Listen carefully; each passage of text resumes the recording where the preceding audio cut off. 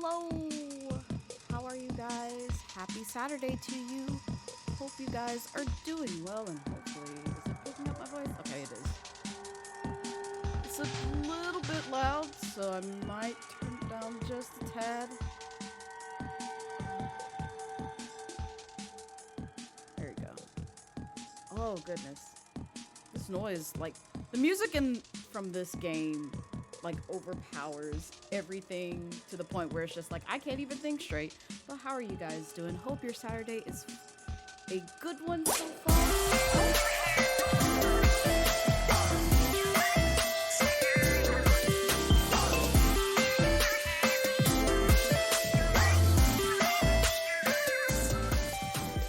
Hi Warrior, I hope you have a great day at work and thank you for the 100 biddies. I appreciate it. Hi, Savvy. How are you? Happy Saturday.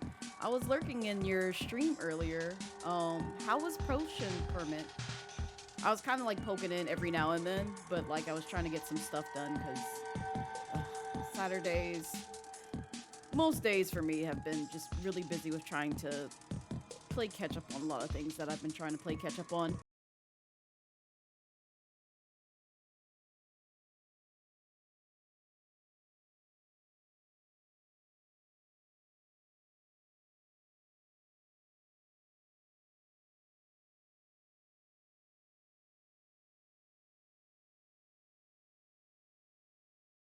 Thank you for the sub card. So 30, I almost said 37, 34 months. I appreciate it. How are you, Cardso? It'll be technically 5 years that I've known you. Because if I think we met, oh goodness. I want problems, always. Hi, Salem. You were right about Sumeru. That one quest is at, oh, I see you know. I see you've gotten there and you know the things. It's funny you mentioned that because come Monday, a certain video will drop on Twitter. But the actual video won't drop until like 2 weeks out because that's one of the reasons why I'm just like behind on everything because I'm trying to play catch up and edit things for YouTube. So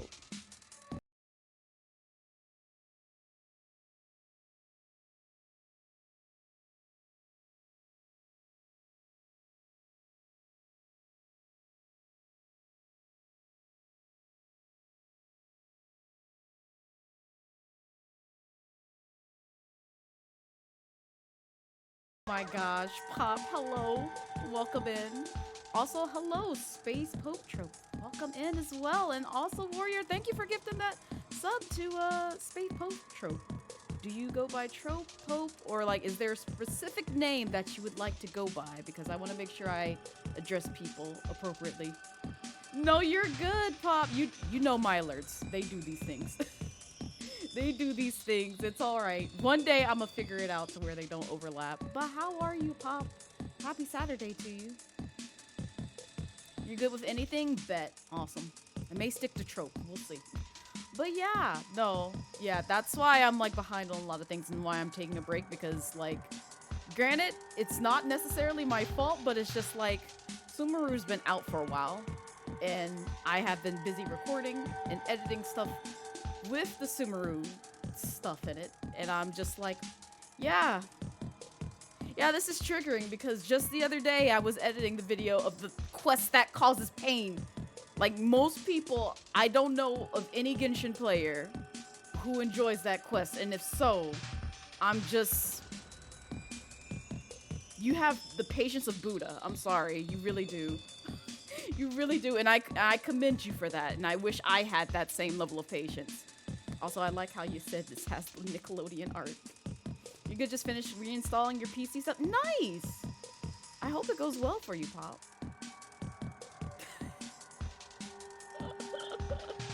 Oh my god, listen.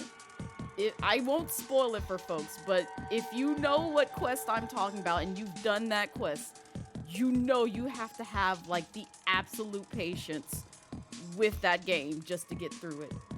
Because it reminds you of my life as a teenage robot. It kind of does.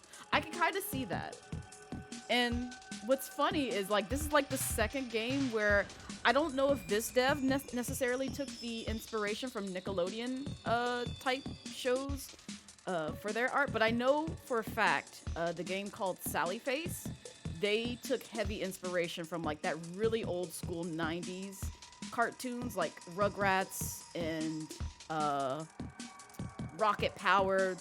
You know, that kind of like squiggly sketch vibe for theirs. Oh my god! What is that? Yeah. I recommend checking it out, but you might not be happy with the ending because I wasn't. But it's good overall. Hi Blue, how are you?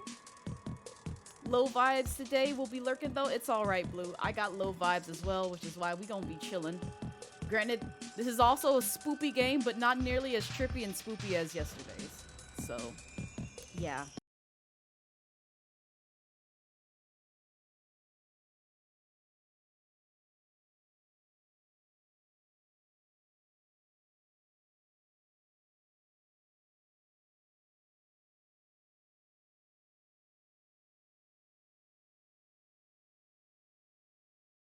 Z, thank you for the gifted sub to Fashion. I appreciate it. Also, Z, how are you? Happy Saturday to you. Oh no, I didn't even realize what y'all were doing.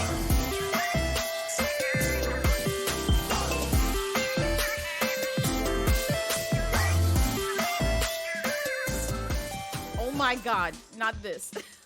Not this. Listen, you leave the rage meter alone. Leave it alone. Let it exist right there where it is, because I already checked how many is left and I'm like, it's still gonna take y'all a minute, but still I don't need it going any higher than it is, because by then it's just gonna be like, yep, well, I guess I have to suffer. That rage meter's tapping the forehead of the finish. It really is. I ain't gonna tell you how much more it is to the finish line, but just know it's mighty close. Just fill up the rage meter, break it, punch it, and oh my god, now Z. We do be drowning Blazo with her own alert. You did it for 20 minutes. October 1st. I haven't forgotten that. 20 minutes I could not stop because alerts were going off. Oh, it probably would have been wise to turn those off, but still at the same time I appreciate it because y'all know I like to dance and hear music. The fact I sung a song last night should, you know, kind of give that away. But hope everyone's Saturday is going well so far. I have my energy drink so I can have the energy to get through this. Like I said, it's probably going to be low chill vibes today. But again, this game is kind of low chill vibes. Most of Storytime Saturdays are pretty chill, so yeah. Just finished your second week at your new job. Congrats, Cardzo! Congrats! I hope you enjoy it so far.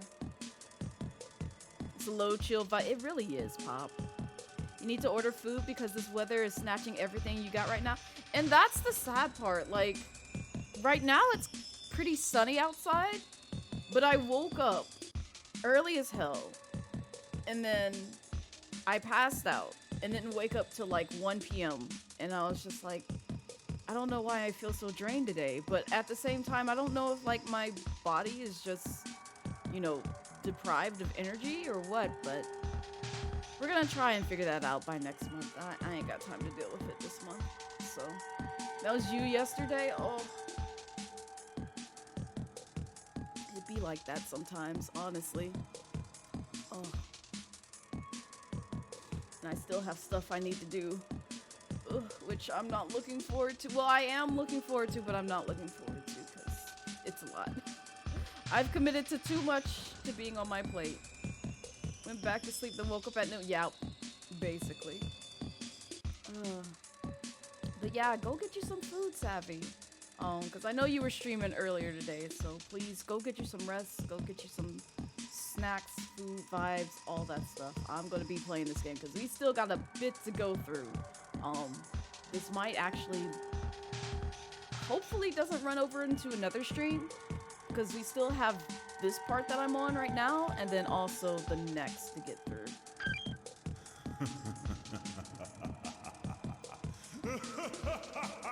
Not this diabolical laugh. Alright. And it's low where we last were. Why is this gold?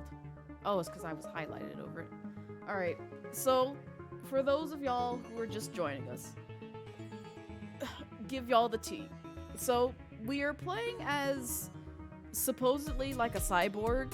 I think everyone in this universe is a cyborg essentially, or a robot to some degree, and we are playing as one without any kind of memories. And so we meet two unusual fellows. One is named Vincent. The other one is named Victor, I believe. And so they were just like, yeah, you just kind of ended up in our mansion. Well, Vincent's mansion, really. And, you know, we wondered why you were here. And we're also surrounded by, you know, and yes, they are boyfriends. We have confirmed that they are boyfriends. But yeah, we met them, found out they have killer robots as pets. I don't know why that is. And then they basically hinted like, hey, you know, you could probably get your answers if you go to the Myers Corporation to figure out who you actually are. And so we've gone to the Myers Corporation, which is where we're at right now. We've came across one of Vincent's butlers, but also relatives. We don't know how they're related. I guess, I don't know if they're brothers or siblings or whatever. I can't remember if they actually, you know, told us that or not. But they are the butler. They tried to kill us as well. Everything is deadly in this place. And they basically said, yeah, you know, I've met you before. You may not know who you are, but I'm gonna let you figure out on your own who you actually are. And so now we get into this room where we came across Zambonza? She might be around here. Let me turn around. This person.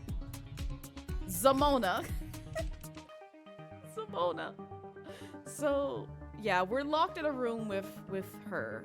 And now we're trying to figure out how to escape the thing and then also find this round spherical object that she has lost. Hello, future spouse. Oh no. Oh no. Although Zelmona is really cool though. She cool. Did she lose her oh my god. Trope. Now trope. Oh, I just noticed the sheesh emote. I'm alert while I'll be questing. Enjoy the questing, Cardzo. You gonna be on it for a while. Even after that part, because once you get to the part where you have to learn all the songs to the Ocarina of Time, you're gonna enjoy the living hell out of that. That's all I got to say. Truth is, I lost a round spherical object. If you can help me find it, I'll give you the key card to the legal department. That's what you're doing in it. Yep. If you want to know how long it took me, Cardzo, it was roughly 6 hours and 2 more hours the day afterwards because I spent half a Sunday doing it. So enjoy. Enjoy. And I'm still not finished. Granted, I think I've learned all the songs, but I'm still not finished. But you're at the end of the R&R quest. It's taking you a while, though, because you split it over a week. Yeah.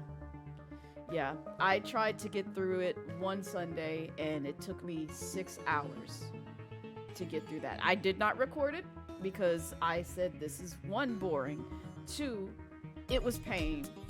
And 3, it bled into the next day to where I thought I learned all the songs. I had 1 more song to learn, and I was just like, why did they incorporate this? Why did they do this? I have so many things to rant about that. I'm sorry. For context, for those of y'all who are just like, what game are they talking about? We're talking about Genshin Impact. We're talking about the new region in Genshin Impact, and it's not one of my faves, to say the least. So, and I hate to say that, but it really isn't. You do love the music, and a reminder that they released the Sumeru. Ooh, nice. Yeah, the music is nice. I like the music. I like the new Zippy Zap feature that they've added. And I like 1 portion of the arc, well, actually 2 portions of the Archon quest that I've done so far. I still have to get through that as well. But it's coming along in pieces. You Zippy Zaps. Because it's better than the Electro, what is it? the electroloss thing where you have to pick up one of those plants and then like zip to another area. So I was playing with friends a while back, and it's nice because, you know, your friend doesn't have to wait for that to spawn again just in order to travel across the map. You can just literally target one, and then any of your friends can just zip zap them like that, which I like. And I hope they move forward with that if they choose to incorporate that again. Did you set them on fire? Ask. I will neither confirm or deny this accusation, Pop. I will neither confirm or deny. That's all I'm going to say. Oh, it's like a gentle sway going from. Yeah, that's what I like about it. Like, if they can incorporate more features like that, that would be great. No, I said I will neither confirm or deny, Z. That's all I have to say. Y'all let you make that assumption. Not the world of science. All right, back to these arms. Robotic arm, nothing special about it. Okay. Robotic arm, nothing special about it. You sure about that? Robotic arm, nothing. Oh, wait, Is that a key? It's holding a key. Collected item, a key. So we got a key. Robotic arm, nothing special about it. Isn't there something else on this? No, okay. So what's this back here? What's this PlayStation bop it looking thing? Contemporary art really is getting more and more pretentious. Detective, what do you think these 4 art pieces mean? I think it's some kind of device. Some kind of device? Look here. There are 2 buttons under each piece. Oh, let me try pressing one of them. The color of the art has changed. Then what about pressing the other one? The shape changed this time. I understand now. I think we're supposed to match each shape with the corresponding color. It's not that difficult. We just need to try all the combinations and we should be able to find the right answer. I mean, brute force is the way to go sometimes. No, it's not as simple as that. We can change the shape of each art, but we can also change their colors. What it means is that not only do we need to match each shape with the color that corresponds to it, we also need to find a specific order of the art piece, perhaps by colors. Indeed. If that's the case, there will be a lot more possible answers. Correct. It will be very impractical, good lord, to just try each of them one by one. Alright, so we need to figure out a combination for that. Ventilation duct opening, nothing special about it. And why'd you let me click on it? Okay, so we got a key. I see some keyholes with drawers. A boombox. I don't really feel like listening to the radio now, okay? A trophy. The trophy has a diamond shape engraved on it, but there isn't any text. Detective, who do you think this trophy is for? I'm not sure. Maybe it's for an employee of the month? Employee of the month? Perhaps the winner gets a free ticket to the basement. Oh no, don't joke about that. We know what happens in the basement, please. Please, nobody wants that. They dismantled the cyborgs and there's some graphic, brutal images of these cyborgs. That's all I got to say. No, the subway train last night was safe. The basement is not safe. Yeah, no. All right, let's see if we can use like the key. It's locked. Can we use the key on it? I unlocked the drawer.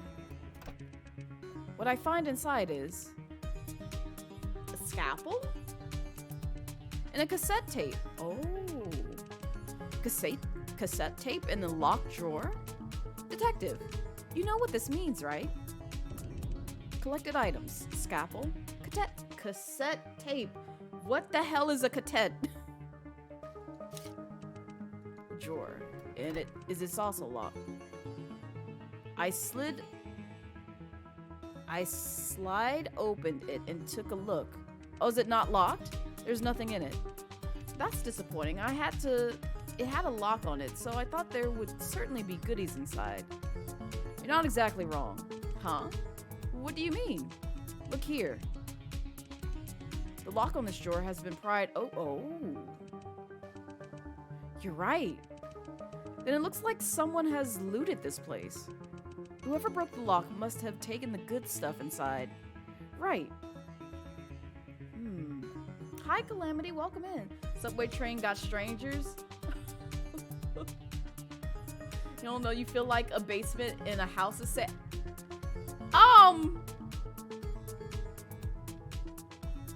You know, to some degree, maybe both places are pretty terrible because from what we've learned about that subway train, everyone on that train has died. And everyone in the who goes to the basement has died as well. So how about we just never get on a subway train or into a basement ever again? So, I actually had to put that into perspective just a little bit. You would like to elect a visit to the attic? Yeah, maybe the attic is safe. Maybe that was our mistake. But how are you doing, Calamity? How's your Saturday treating you so far? The basement is safe. Go have a seat and order some tea. You'll be... No, I don't know about that, Savvy. Also, hello, Valiant. Welcome in. Happy Saturday to you. A cupboard under the drawer. I opened it and took a look. There's nothing in it. Anything in the other one? A cupboard under the drawer. I opened it, took a look. There's nothing in it. Okay, good to know. So before we investigate this boombox and find a use for the scalpel, and I do want to investigate everything in this room. I just pooped so you're I shouldn't. I'ma say it anyway.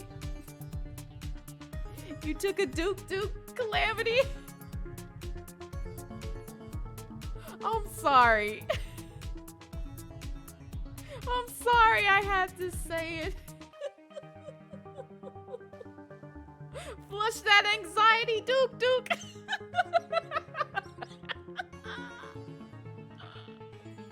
Oh my god. It really was. It really was, Savvy.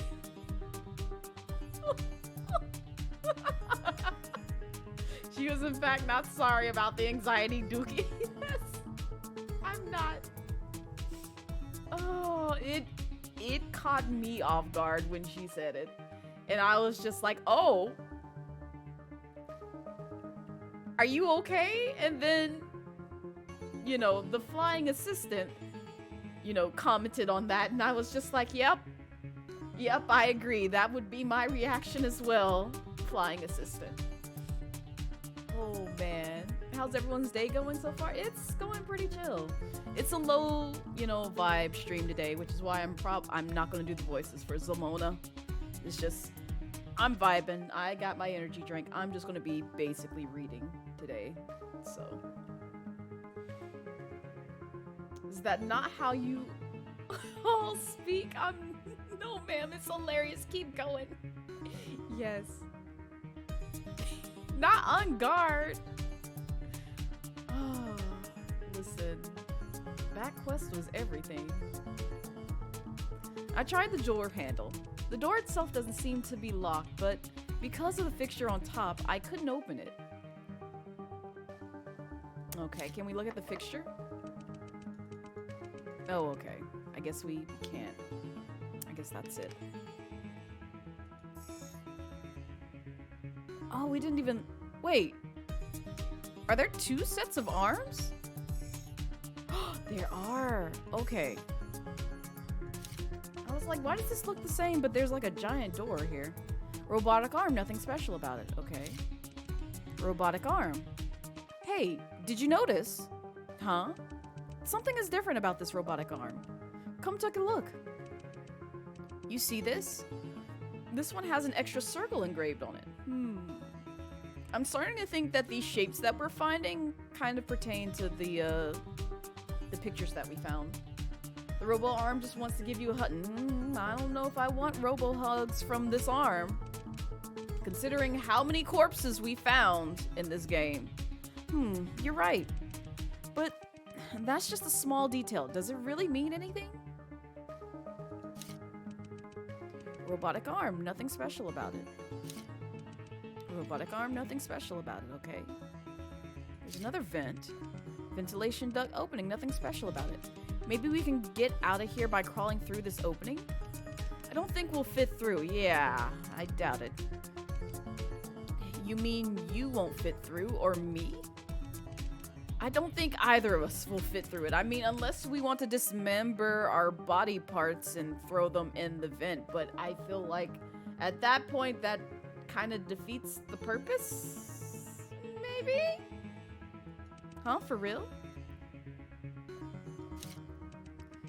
The gate that connects Myers' lobby and the lab, I came in here from the other side. No, you get back here, Pop. Hi, Jay. Welcome in. Happy Saturday to you. I can't hear anything from the other side. I don't know what has happened to Draco. Zalmona, is there really no way to open the gate from here? Huh? Why don't you find it for me then? As far as I know, only the front desk can control the gates on either side of the lobby. It's a feature of the Myers security system. With all due respect, the security system doesn't make much sense to me. I know, right? I have no clue what they were thinking either. Right now, the only possible way for us to get out of here is to reach the other side of Myers by taking the elevator from the basement. Oh no. We have to go to the basement anyway. I don't wish to go there. And then go back to the lobby from there. I see. Then it seems that my assumptions were not wrong. Well, this is what it's come to. Do we click on the door? The gate that connects Myers' lobby and the lab. I came in here from the other side. I can't hear anything from the other side. I don't know what has happened to Draco. Well, hopefully he's still alive. Okay, so we can't click on that. What's the door lead to? The door to the legal department. I need to find Zalmona's item first. Alright, so that's all we have. And then we also have the boombox. Denying robo-hugs? Listen. These robo-hugs can catch these hands. That is it. They cannot catch my body. But how's your Saturday going so far, Jay? I don't know if I asked you that already. Alright. So, let's see if we can use the boombox. The cassette tape on the boombox. I load the tape into the boombox and proceeded to press the play button. Sporadically, sounds started to come out from it one by one. On July 20th, at approximately 2300, minor explosions, prison area. The whereabouts. Myers researcher sentenced to life. Ooh. Remain unknown. The voice coming out was very faint and indistinct. I could only make out a few vague words. What in the hell is wrong with this boombox? I can't understand shit. Here, I'll fix it. Oh god, now Zalmona. With that, Zalmona started banging on the boombox.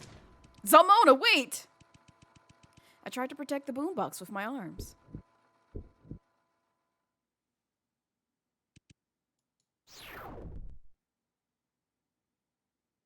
Oh no. What has happened? You better not jump scare me. On July 20, 2081, at approximately 2300, several minor explosions occurred near the G4 Central Prison area, destroying part of the prison wall. I don't blame Zalmona.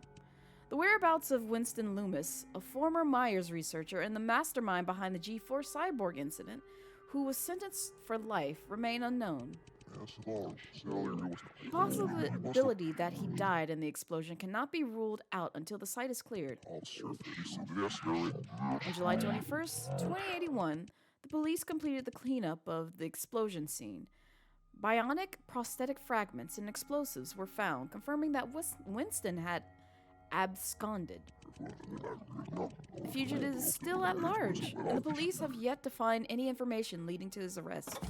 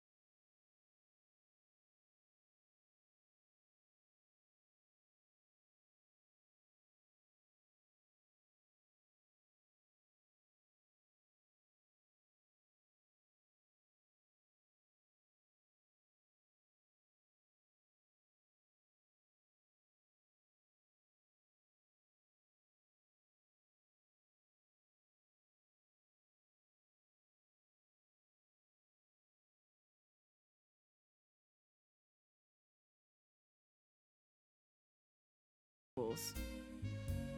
Oh no, we got cards, a glass of wine, and music.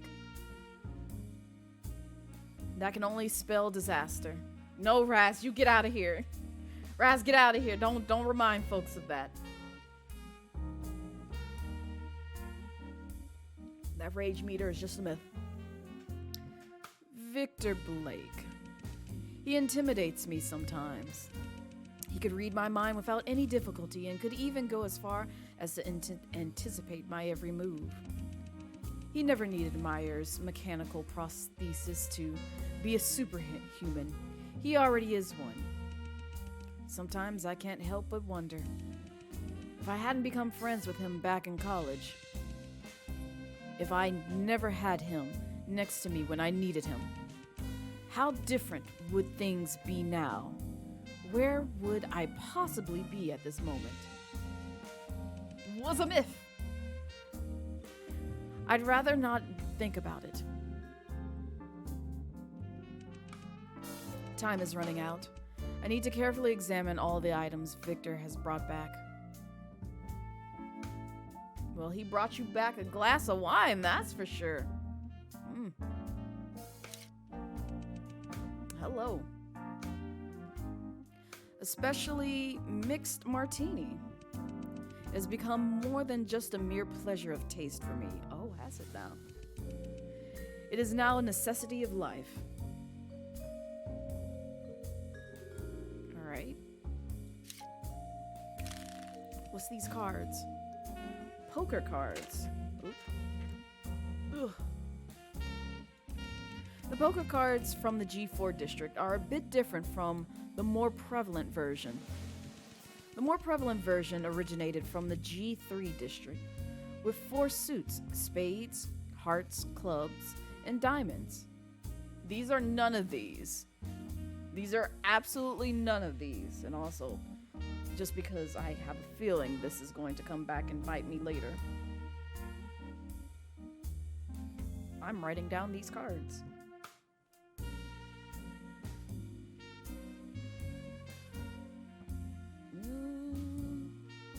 I don't know what relevance they may have, but it's going to be important later on.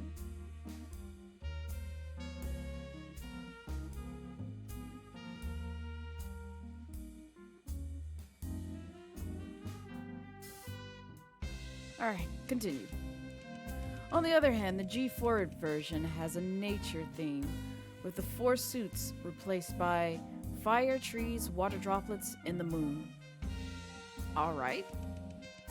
There have been many theories as to why this is, but there is still no definitive answer.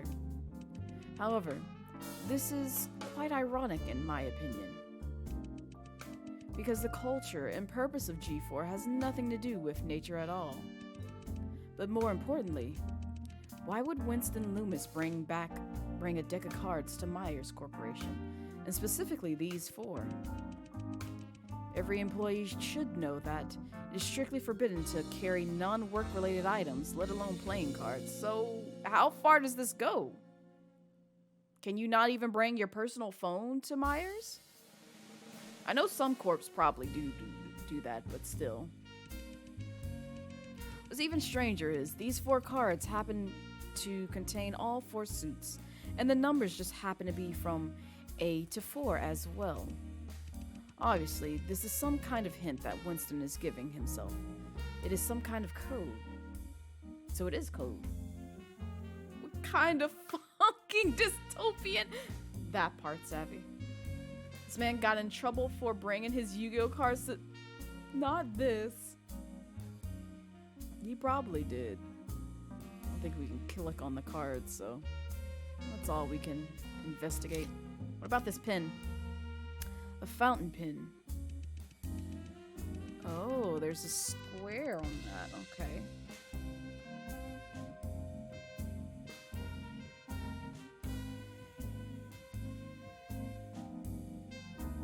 These are all interesting things. The whole surface of the barrel is smooth, but only one side has a square engraved on it, which seems quite out of place. And then this.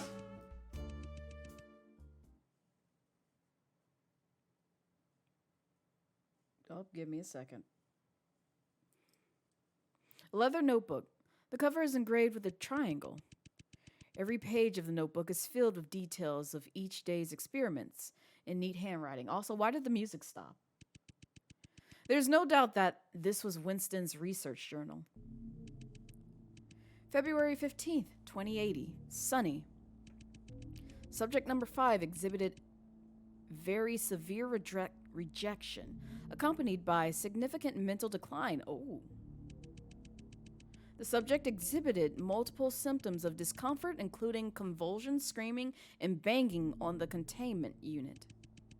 Subjects number 1 and 3 are not currently stable and have not exhibited any signs of rejection. Oh no.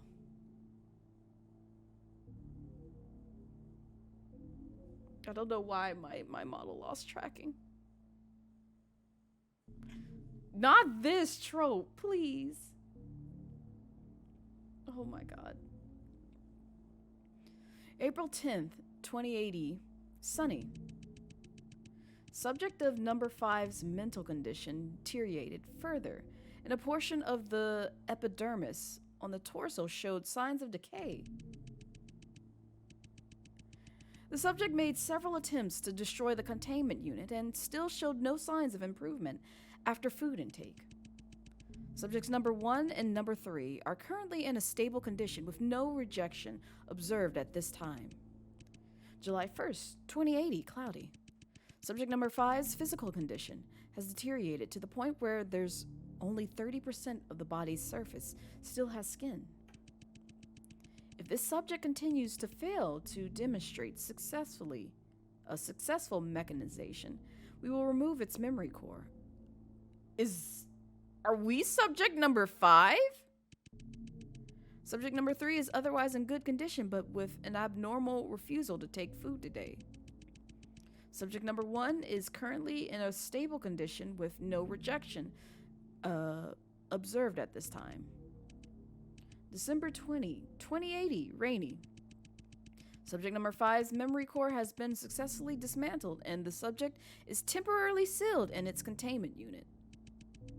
We will dismember it at a later date and dispose of its body parts in the wastewater pool outside. Good lord. This is a lot. Take care, Cardzo. Thank you for dropping by. I appreciate it. I hope you enjoy the rest of your day. It's always good to see you, friend. Subjects number 1 and number 3 are currently in stable condition and no rejection is observed. January 12th, 2081, sunny. Today, subject number 1 suddenly became unstable and violent and attempted to attack several researchers. Is this the thing that was chasing us? This log is there's a lot of violence in this game entirely. I don't know why he's doing all this. The subject stabilized after the removal of the memory core and is now temporarily sealed in its containment unit. Subject number 3 remains stable at this time, but has yet to show any evidence of successful psychic linking. Oh, I don't like that face, Vincent. Put it back. Put it back. Not the smile! Memory core, is it? Huh. I did not appreciate him smiling after that. The boombox Victor brought in. I don't know what he was thinking. However, the news of Winston's escape is now widespread throughout the G4 district. This is not what I desired, but unfortunately is inevitable.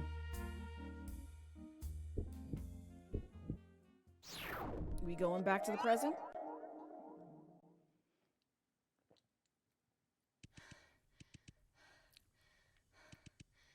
Was that Vincent's memory that I just saw? Hey, are you all right? Huh? Oh, I'm fine. Come to think of it, I don't think she knows I have the ability to read memories yet. Jesus Christ, you scared the crap out of me. You suddenly went expressionless and weren't moving an inch. You didn't even respond to me. Sorry that I made you worry. I feel much better now. By the way, I seem to have worked out what the news recorded on the tape was about. Oh, really? Let's hear it. What is it about? It's about Winston Loomis escaping from prison, that one innocent employee who was framed by Myers. Oh, I remember that. Also, let me write down this trophy. Because I see it is yellow and is a diamond. And then I think the arm was a red circle. Yes. Oh, from what I remember.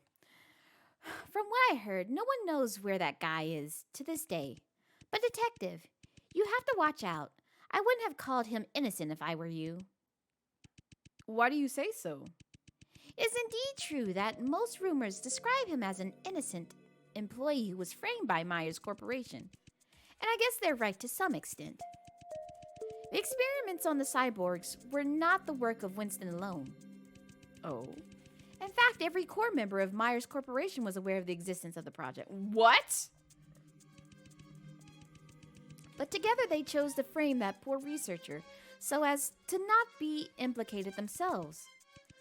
However, what many people forget to mention is, Winston was indeed one of the researchers involved in the experiment. Can they not experiment on people? I mean, technically they're all robots, but they're like cyborgs, so they have like some human portions to them, but also robotic portions to them. Speaking of which, Detective, you want to know a fun fact? Winston actually used to work right here in this lab. I see. So Winston wasn't innocent after all. However, he was framed by other members of Myers Corporation to take the blame for the whole experiment. And in July 2081, he managed to escape from prison with Vincent's help.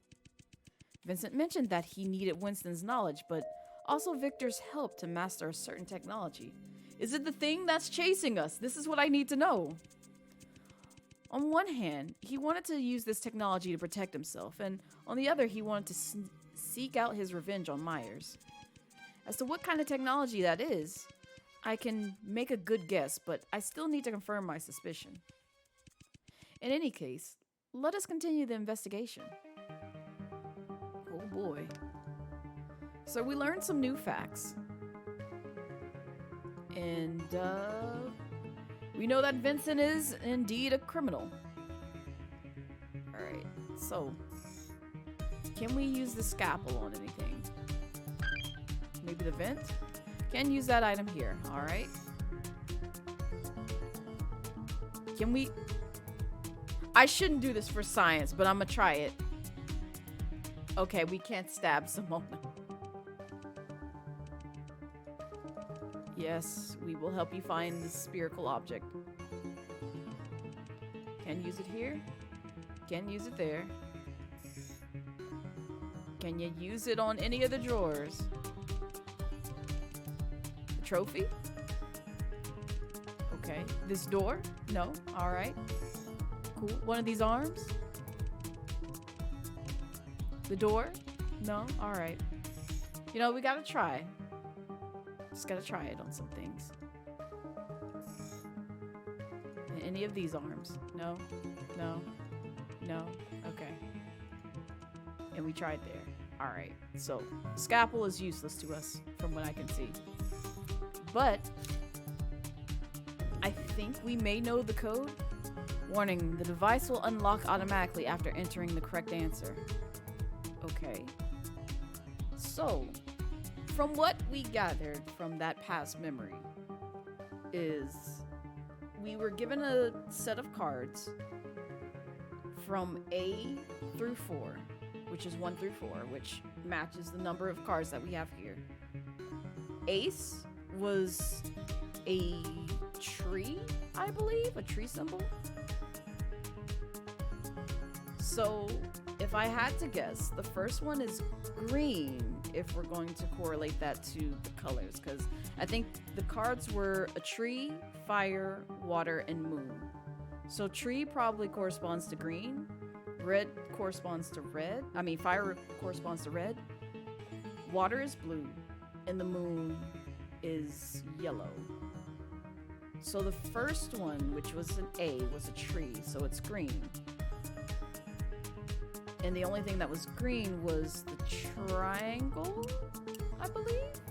Yes. The second card was blue. And the blue corresponded to a square on the pin. So I think that's right. The third one was the color of the moon, which is yellow. The trophy was a diamond. And the fourth card was red, because it was fire. And the shape was a circle. Hey, we did it! We did it, we smart. It worked. I can't believe it. You're incredible. I tried my best out here in these streets. Alright, so can we open this door? Oh no, I don't like how the music stopped. Go ahead and jump scare me. The room behind the door was much darker. My eyes had a hard time adjusting to the sudden darkness. Nope, you're not gonna get me. You're not gonna do it. What was that? I just stepped in some kind of wet, sticky substance. I bent down and tried to reach for it, but my arm was nicked by something sharp. Oh no. Ouch, are these shards of glass? That was when I suddenly realized that there was a huge glass chamber standing in front of me. And inside of it was, oh, nope. I knew it was coming. I knew it was coming. Get back! Get back!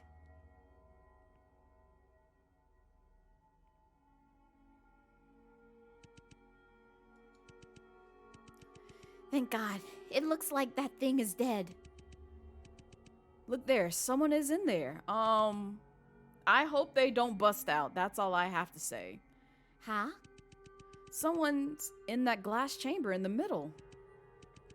Oh, that's probably just a cyborg, too. A cyborg? But they look as if they are human. Detective, didn't you know? There are many kinds of cyborg. Many kinds? What do you mean? No. Please do elaborate. Yep, nope, we not playing these games. I'm not really an expert myself, but let me just read this part out for you. I mean, I see there's like a graph in the back with some numbers, which I feel like probably pertain to something. Also, I realize it's binary numbers. Man, it's been a minute since I've had to decipher some binary.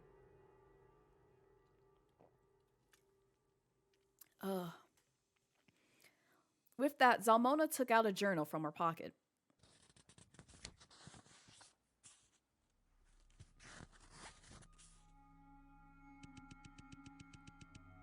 Due to the different bodies' varying ability to withstand mechanization,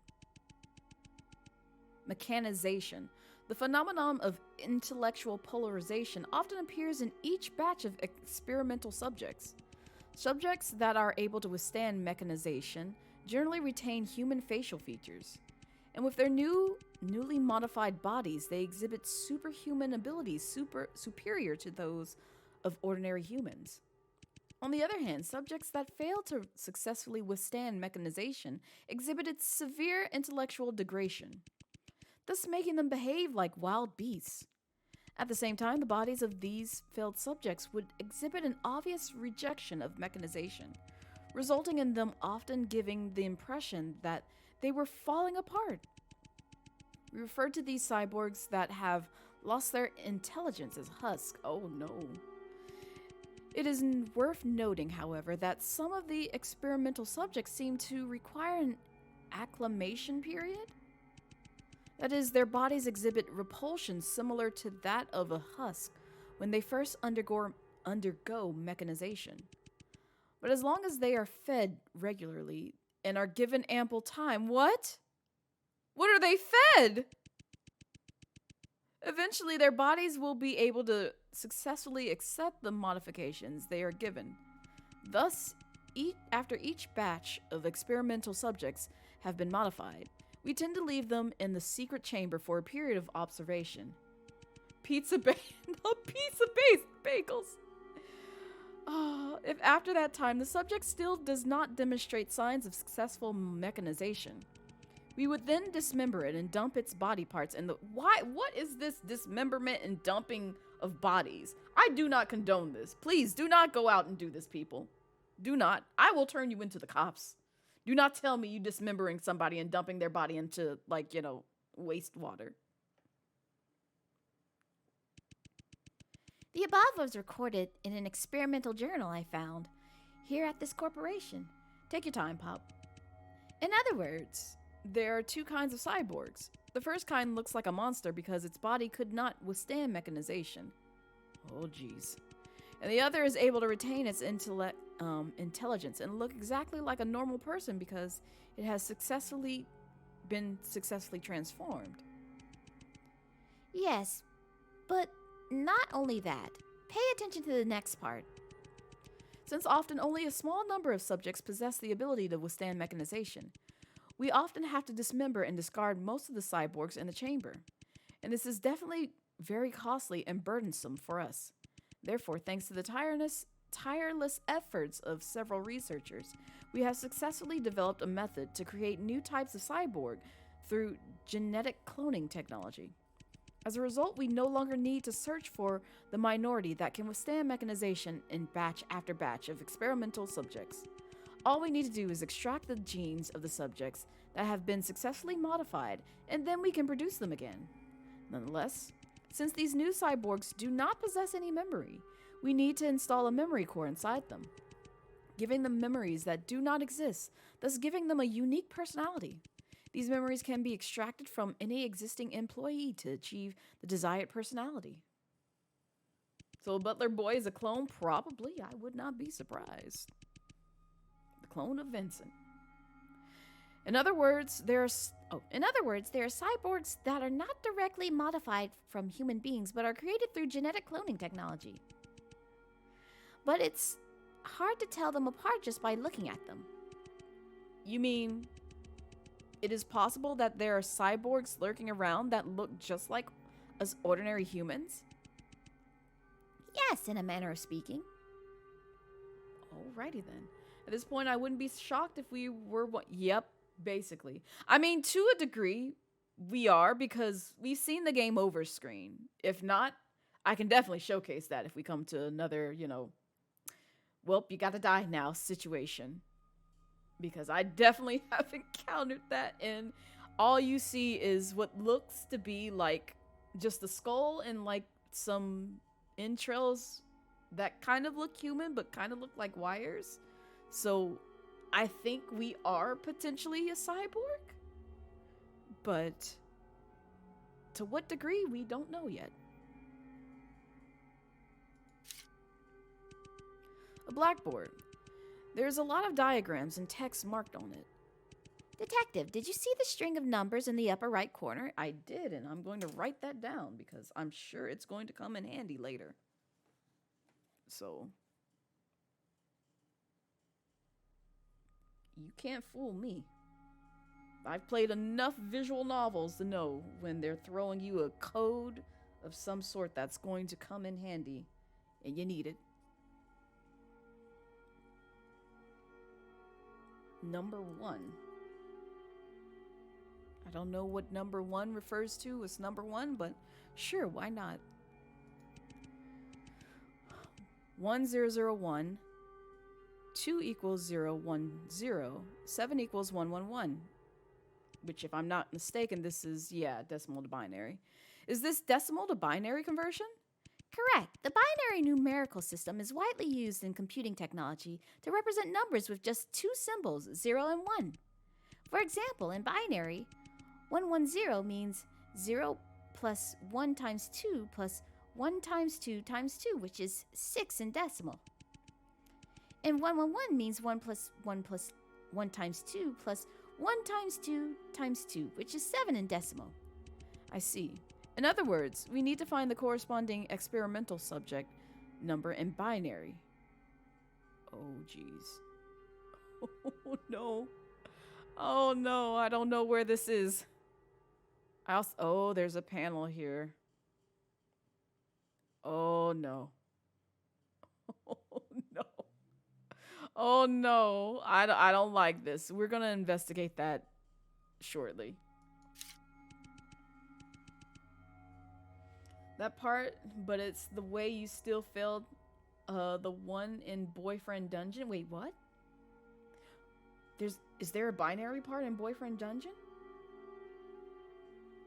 From network subnets all over again? This is bringing me back to like my university days, which are very far back in time. Don't worry about how far back, but I haven't had to use binary in my profession yet. I'm sure at some point I will, because they still out here asking, you know, create a whole reverse binary tree as like one of the interview questions, and I'm just like, who does this? Who does this manually anymore? I honestly don't know. Like, there are so many functions and methods that do that for you. Why the hell are you asking me to do this manually? And I fail it every playthrough, even on your own. Oh. Gotcha. Yeah, I'm not the best when it comes to, like, games throwing you numbers. And you have to kind of, like, take that and put it towards some code that they've hidden in the game. Because I'm just like, I don't know.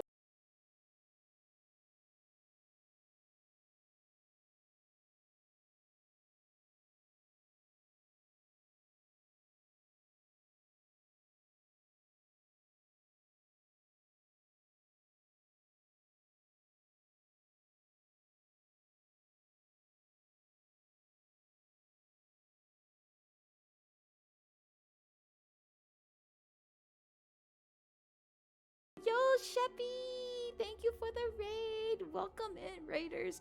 This is your first time here? Hello, I am Blazette Midnight, variety Vtuber here on Twitch. And we are playing some Vincent the Secret of Myers, which is a spoopy game, spoopy visual novel. So, Sheppy, I know you were live for quite some time, because I was in there. But hopefully Roblox and, what was the other game you were playing? Slime Rancher 2 has treated you well. But if you need to raid and run, please do so, Sheppy. I appreciate it. And I hope you're having a great day, friend. Really do. But thank you for sharing your community with me. And also, we did get a shout out. Okay, I see it. I see it. You came back terrified? I did too, because that scared the crap out of me. I don't even know what we were talking about. I know it was something to do with binary. That's about it. Then even today, Bismuth gets a lot of rate. Not Bismuth. Oh man. Fun fact, I am trying to cosplay a particular character from Steven Universe. It is not Bismuth, but it is a character that I really adore. I really adore, and I'll give you a hint. They are non-binary. But yeah, welcome, raiders. Binary coding something, but your soul left? Oh yeah. Yeah, no. I don't put it to use often. Like, I know it's not useless because it does, you know, go hand in hand with like coding and, you know, networking and all that. But yeah, you gotta go rest now. Hope you have a great stream. Thank you, Sheppy. Please go rest. Go get you some sleep. And thank you again for, you know, sharing your community with me. I appreciate it. But I hope you are doing well. But yeah. What were we talking about? See, now I'm trying to think. That raid caught me off guard completely. Oh, as soon as you sat down, you jumped. Listen, my whole heart jumped out of my chest. I was like, I was not ready. And it does not help that, like, the music is very low right now. I'd raise it, but I know as soon as, like, you know, stuff starts getting heated again, the music is going to overpower my voice, which is why I kind of keep it low like this, because I ain't trying to toggle this back and forth. Glass chamber, there's nothing in it. There is a human in this, though. A glass chamber. In it stands a cyborg that looks just like a human being. This gives me the creeps. Yeah. Yeah, and then this creeper. A cyborg, thank goodness, is dead. You think so? Listen. Oh, how dare! Now, Jewel, why you bully? But hi, Jewel, how are you? How's your Saturday treating you so far? See, I don't trust that thing to be dead. Cause why else did it bust out? Are you sure it's dead? Cause I feel like it could come alive and like just, you know, strangle us. And then I have nothing to say after that. Looks like it, exactly that part. Still in D&D. I hope D&D shenanigans go well. Also, this code though. So, do we have to enter in like the code that corresponds to this? Is this what we're doing? I swear to God, if we unleash this and it chases us down, I'm coming after all of, well, no, I can't put the blame on y'all. I can't. But I'm coming after the dev of this game, man. I ain't trying to get chased down by this. And it's yeah, oh. I hope we don't have to open this one. I really don't. Like, or this one, but I know we kind of have to. I was about to say we didn't do anything today. Yeah. Oh, okay. So, go back. And we're looking at this. This is number 1. Oh, so this is number 1. We don't know what this one is, and we don't know what this one is.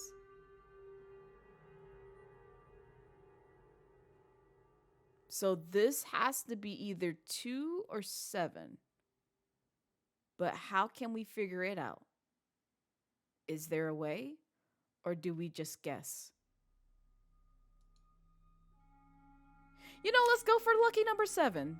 See what that does. Actually, hang on. Go back. Let's save. Because saving saves lives. And then experiment. And see what 7 does. You finally get, oh, nice. So Twitch is actually behaving this time. Lo-fi Lil Jong song.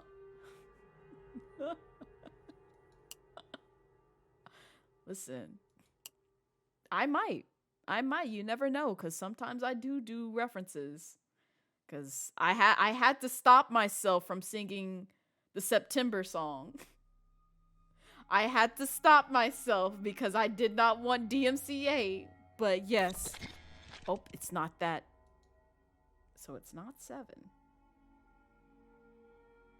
So would it be 2? No. Huh.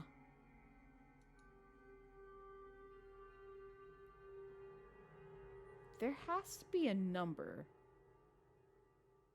tied things. Do we do 1? Maybe we just do 1.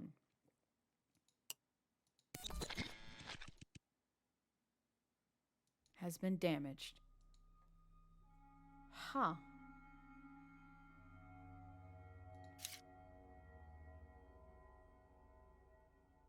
They said 6 at one point. So what happens if we just do... So it's invalid. Maybe we have to come out and go back in. Is there something around here that gives a code?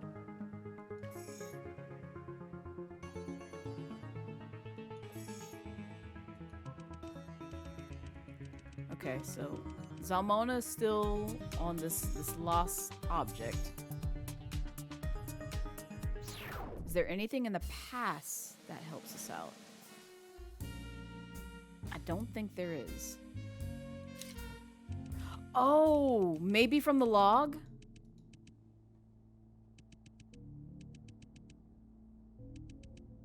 Maybe 5? So this is another stage puzzle game? It is. So it's a visual novel, which unfortunately do have their fair share of puzzles. But yeah, it is definitely a puzzle game from that aspect. So I'm wondering if we need to do, because it mentions number 5, number 1, and number 3. And I think we need to go for number 5. So, with that said,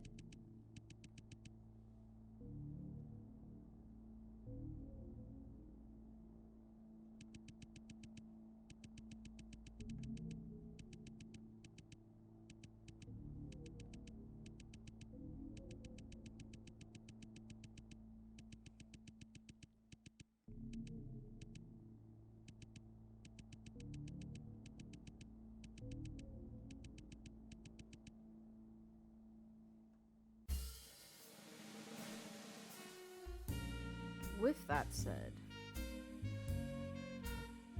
would it be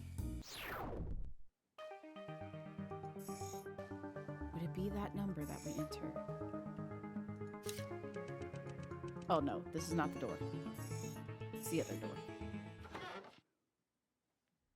Okay, I was about to say, if this robot had moved, I'm getting the hell up out of here.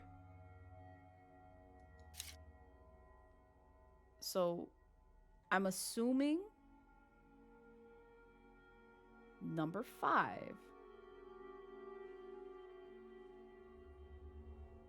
Which would be... No. Would it be 3 then? Oh my god. Because what is this? That is invalid. So I hate doing math. I hate it.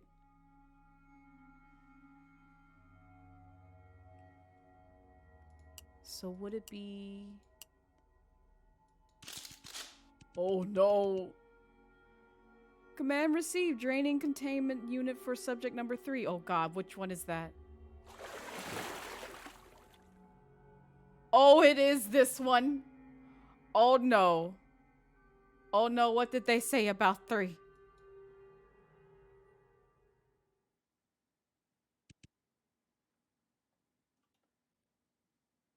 I swear to God, if it opens its eyes, I'm out of here. The already stifling atmosphere intensified as we caught the first glimpse of what was inside the glass chamber. Oh, Zalmona was horrified at first, but her expression quickly changed to worry. But it was if we had mutually agreed not to say anything to each other beforehand. We just stood in silence. I could sense Zalmona staring straight at me. But at that moment, I was completely focused on the cyborg in front of me. Let's do this then. Oh, okay. Oh no. What are we doing? What are we doing? Oh god. What are we doing? Are we using this scalpel on anything? Okay.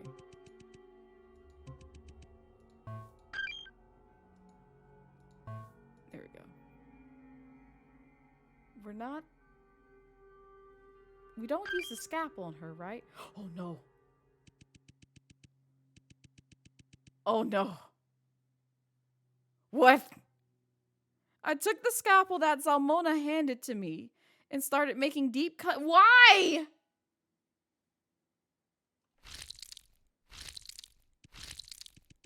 Again and again and again. Oh no. I did not sign up for this.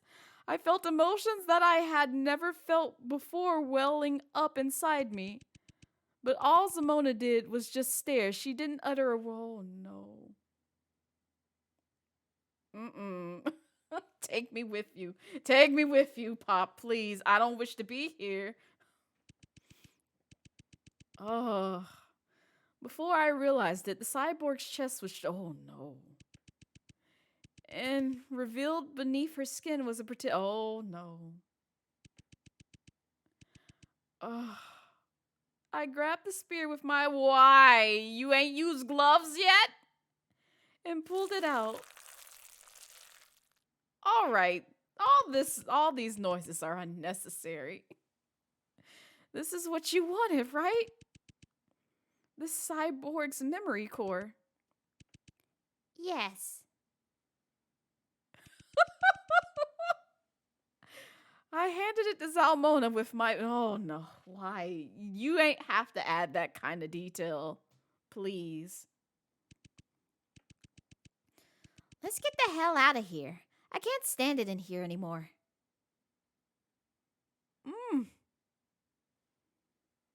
You asked for that, ma'am. Are you satisfied now? I ain't signed up to cut up a whole human cyborg, whatever you want to call them. But, I guess this is Saw now. Detective, are you all right? No, not really. I'm traumatized. Detective? Stop calling me detective. You don't even know who I am. You saw it too. That cyborg we just saw.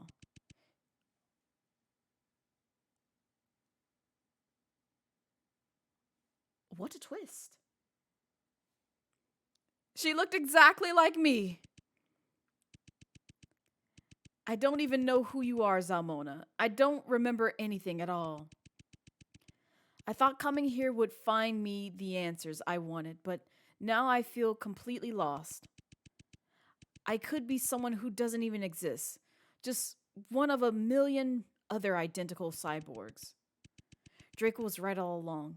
I shouldn't even be here to begin with. Listen, girl, I told you this like literally first episode. First episode before we went to Myers. I would have been dipped, gone home, had me a glass of wine, left the country, all of that. And just leave whatever I just endured behind, because ain't nobody got time for this. You chose to come to this dangerous factory and get almost death-defied by 1,000,001 monsters and weird creatures up in this place. Even with my sudden breakdown, Zalmona didn't show 1 ounce of anger with me. At that moment, after a moment of silence, she started to speak. You feel that the truth you seek is meaningless now, don't you? You've lost all hope because you are worried that you are merely a replica. But you shouldn't let your past define you. Why do I feel like some other game had this? I know Soma is one of them. But there's another game that comes to mind that had that whole, like, I don't know if I truly exist vibe, and it made me sad. God, what game was that? It was a really good one. Oh, you know what? It might have been Your Turn to Die. Because I feel like, yeah, you know what? It might have been Your Turn to Die. Because after the human version of them died, they became like a quote-unquote doll, per se, with the same sort of like natural senses of a human, to where they just kind of felt like, oh, I'm not even alive, but I still, you know, cry like a human, I still feel like a human, and I still have the same, you know, senses as my human self, but overall, I am just a doll, which was kind of sad in theory, because it's just like, imagine waking up and finding out, like, you know, you don't even bleed, you're just a doll and a replica of whoever your original person was. But you shouldn't let your past define you. You're right. There's no way to be certain if you are or aren't the detective I met. But whoever each of us is up to us. The moment you open your eyes, you are who you are and not anyone else. So, what if there's someone else, somewhere in the world, who looks exactly like you? It's each of our own unique experiences that make up who we are, isn't it? At this moment, only you and I are standing here.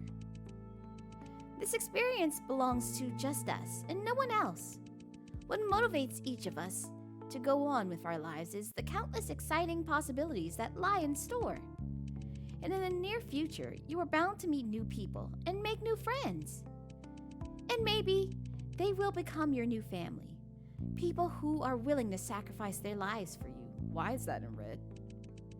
People who would sacrifice their lives for me. Are you hinting at the fact that Draco is dead?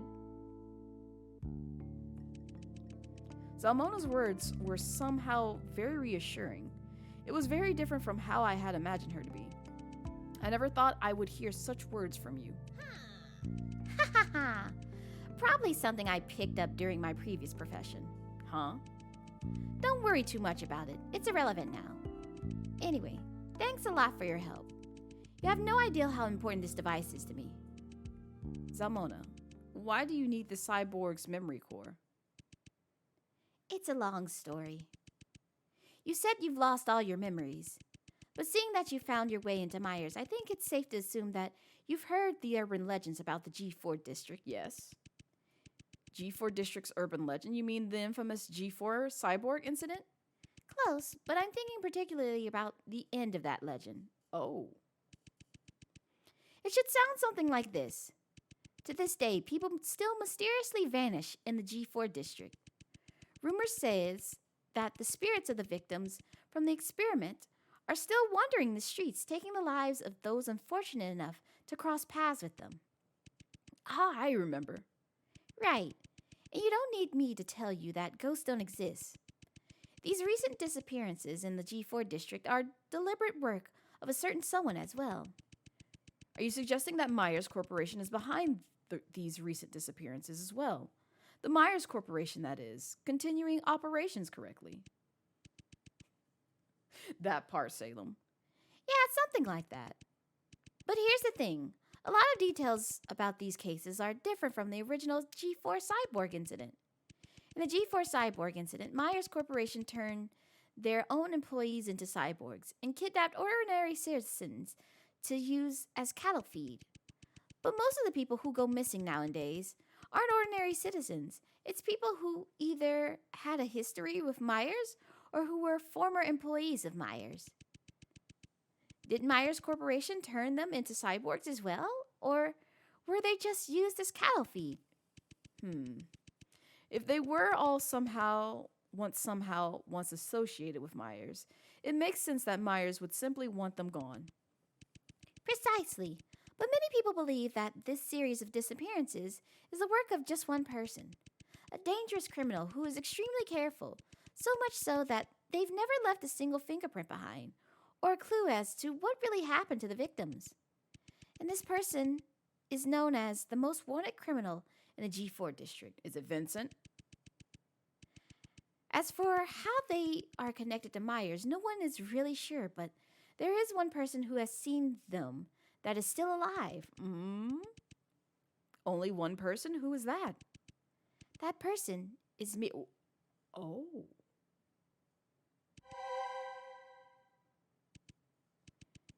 Yes, the most wanted criminal in the G4 district messed up once, and I was there when it happened. Do go on. It was a dark and windy night. Of course. The old man had a story to tell. Is this how this is going to start? 309. I had just gotten back to my apartment building and was about to go inside my apartment to relax. Ah, nah. Here we go. But as I was walking past an apartment on the same floor, the power went out. The hallway was enveloped in complete darkness. I couldn't see anything around me. Oh, jeez. Just then, I heard blood-curdling screams accompanied with what sounded like flesh being torn off the... What? How do you know what flesh being torn off the bone sounds like? I don't even think I want to know that description. A person rushed out of the apartment and brushed past me. They were in such a panic that I wasn't even sure if they noticed my presence. I would wish for them to go to jail with that kind of blood splatter. Hello? Hello? How? And you say this shortly happened? That much blood splatter? It sounds like a person exploded. Like, that looks like a person exploded outside that door. Shortly afterwards, the power came back on, but that person was long gone. Yeah, my face would match that of Zalmona's. And the hallway that had been spotless before was completely different after the power was restored. The walls and floor were painted red with blood, and the apartment door, which had previously been closed, was half ajar. Looks like they were not trying to play Splatoon, but not with paint. Holy shit, this is serious! Without thinking much, I pushed open the door of the apartment to check in on my neighbor. Listen, my neighbor would just be dead. I would have just been like, well, that sucks for them. Let me just go home and forget this, ever happened. And just call the cops and just be like, yeah, you should probably check on the person in 309. They did. They did. I know they did. I don't know who went in there and did that, but just know. It's just... It has nothing to do with me. I ain't witnessed a damn thing. I just saw the blood splatter and I went home, made me some ramen, called y'all, and went to sleep, because absolutely not. That neighbor was probably a fan of Capri Sun. Oh. Without thinking much, I pushed open the door of the apartment to check in on my neighbor. And what I saw before me, Don't do this. was the most horrible thing I have ever seen in my life. Dang. Although this kind of looks like how we looked when we get to the game over screen. A man on the floor, his body shredded to bits. Did he come in there with a blender? Like, help me understand. How did this much blood get all over the place? The room was strewn with pieces of his bodies and But that wasn't even the worst part. The scariest thing was, even though his head was completely detached from his body, his mouth was still opening and closing as if he were desperately trying to... Imagine being in this state. And the only thing conscious is your head. Granted, I've heard this before, but still. That would be terrifying. To see what happened to yourself before you meet your maker. I would not wish to go out this way. Please and thank you. Hey, hang in there. What an ambulance gonna do, girl? Honestly, tell me, what an ambulance gonna do? You gonna talk to a disembodied head talking about we'll save your life. It's okay. Your head may be detached, but we can still save you. Yes. Yeah, perfectly fine. Yeah, exactly. Exactly.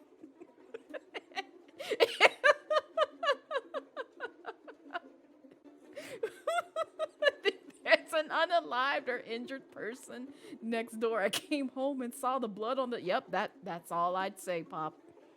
Just... Yep, I saw the aftermath, and that is it. I saw nothing prior or during that whole moment, so... Y'all, it's y'all's business now. It ain't my business. I impulsively rushed to help him, even though I knew very well that it was much too late. I don't know how you do this on impulse.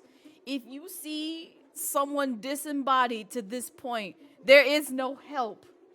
There is absolutely no help. The only thing you can do is call the cops. So I don't know what impulse you're talking about to help someone far beyond means. I could understand if they were just knocked out and passed out on the floor or stabbed or something. But what body were you trying to help? Just then, some of the neighbors had heard a scream and rushed over. But my attempts to help the victim were misunderstood. Hey, what do you think you're doing? Murderer! She's a murderer! Grab her! Don't let her get away!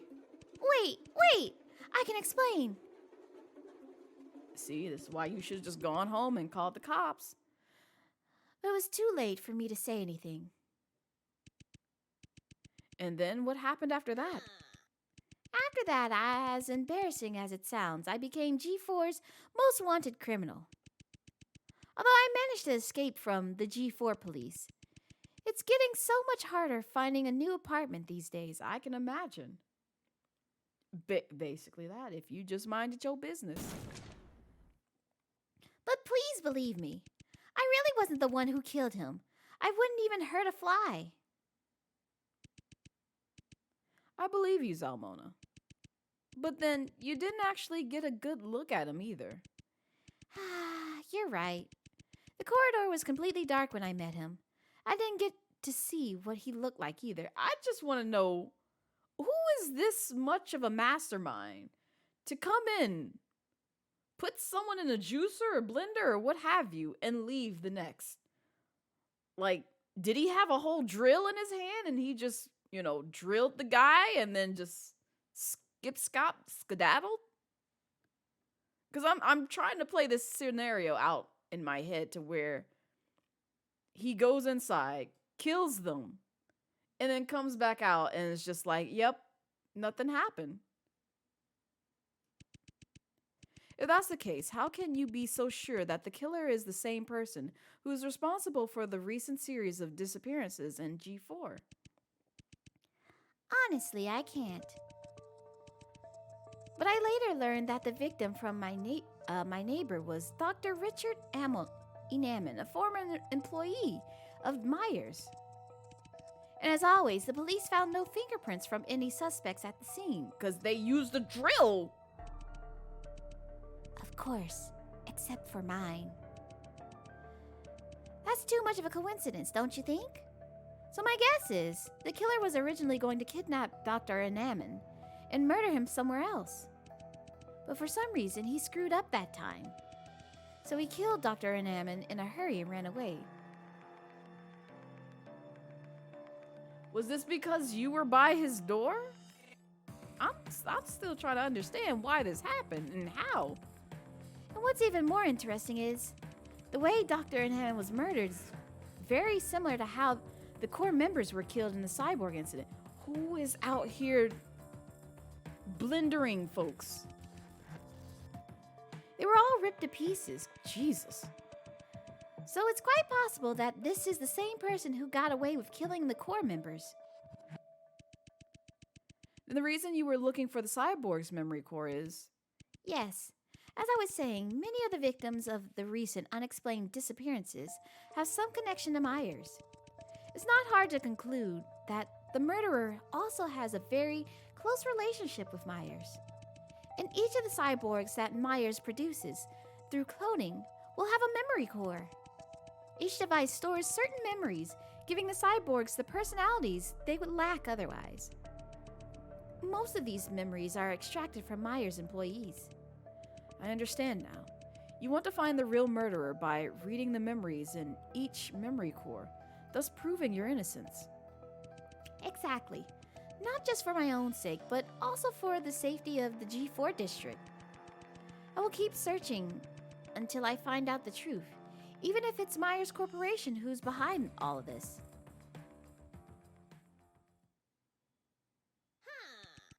All right, that's all I have to say. Anyway, thanks again for helping me out. Go ahead and take this key card. I took the key card to the legal department that Zalmona handed me. But are you still going to continue your investigation? You know, if you want to get out of here with me right now, that wouldn't be impossible. Really? I'm willing to take that offer, but I don't know about, old girl right here. She is committed to finding her memories after hearing, even probably after hearing your tale of how people have just, been dismantled.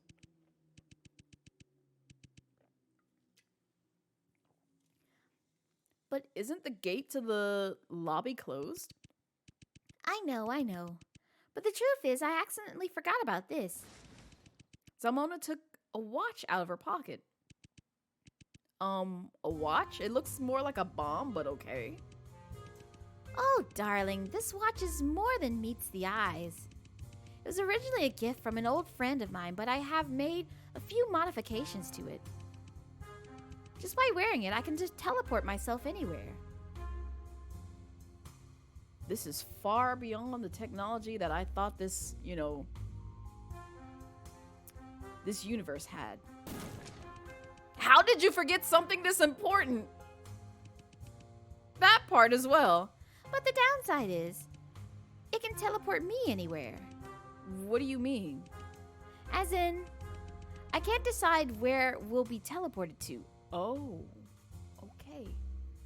Well, that's not a good thing, because if we're teleported in front of, the murderer himself, that's your own, funeral there. That ain't my business. I was once teleported inside a men's bathhouse. Incredibly embarrassing situation. Oh. Well, I guess there are some benefits to it. But hey, there's risk with anything. Wouldn't you agree? So are you gonna come with me? Let's get the hell out of here. I'm sorry, Zalmona. I knew you were gonna say this. I just can't leave yet. There's this person that, even though I can't remember how we're connected or why, he was willing to risk his life for me. Okay, well, that's his own life, not mine. That does not concern me. Thank you for trying to sacrifice your life. But, that again does not concern me. And that person is currently trapped in the Myers lobby. I'm worried about him. I am too, but you know what? Let's get the authorities involved. I ain't trying to, risk my life for him. Because all that will go in vain. I appreciate it, though. I see. Do you want me to come with you? No, Zalmona. That would be too dangerous. This is all my fault. Are you sure? I should have never come here. Well, I told you. Again, I ain't gonna have this argument with this protag. I can't get another one of my friends involved. I don't want to see them get hurt. We're friends already? I understand. If that's the case, promise me that you will take care of yourself. I hope we can meet again someday. Maybe then you will be able to tell me your real name. I'll see you later, miss. When you get your memories back, be sure to tell me all the stories about your past, all right? Of course. Goodbye, Zalmona. Wait, the key card. Did she give it to us? She's gone. I wonder where she'll be teleported to this time. Well then, it's time for me to push forward as well. Next stop? The legal department. Oh, joyous day. Oh no. Can I save first? Hello? Investigation complete. Successfully located the cyborg's memory core.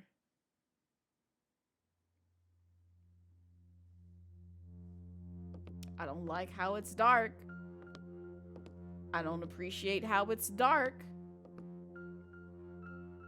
I don't appreciate us being in an abandoned office. Yep, go ahead and save here. Here we are, the legal department. It's hard to believe that Vincent used to work here. Wait a second. In the distance, is that an elevator? Zalmona had told me. The only way to get back to the Myers lobby now is to take the elevator to the basement, and then return there from the other side. So it seems that this is what she was talking about. However, I've come a long way. Shouldn't I investigate this place first? But what's the point?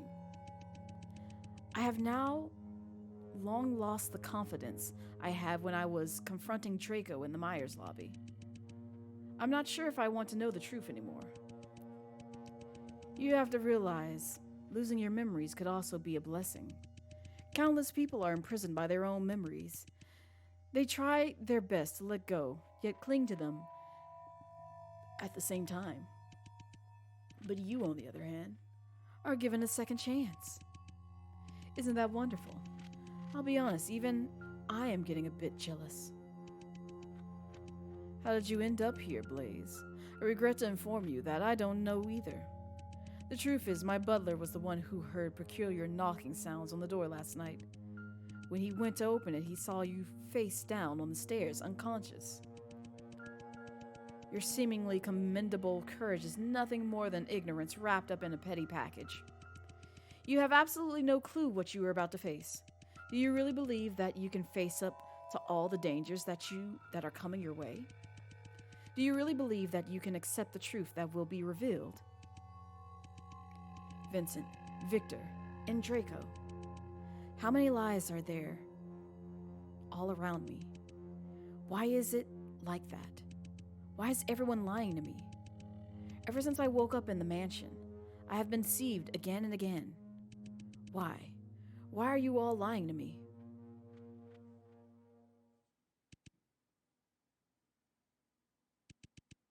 What am I doing?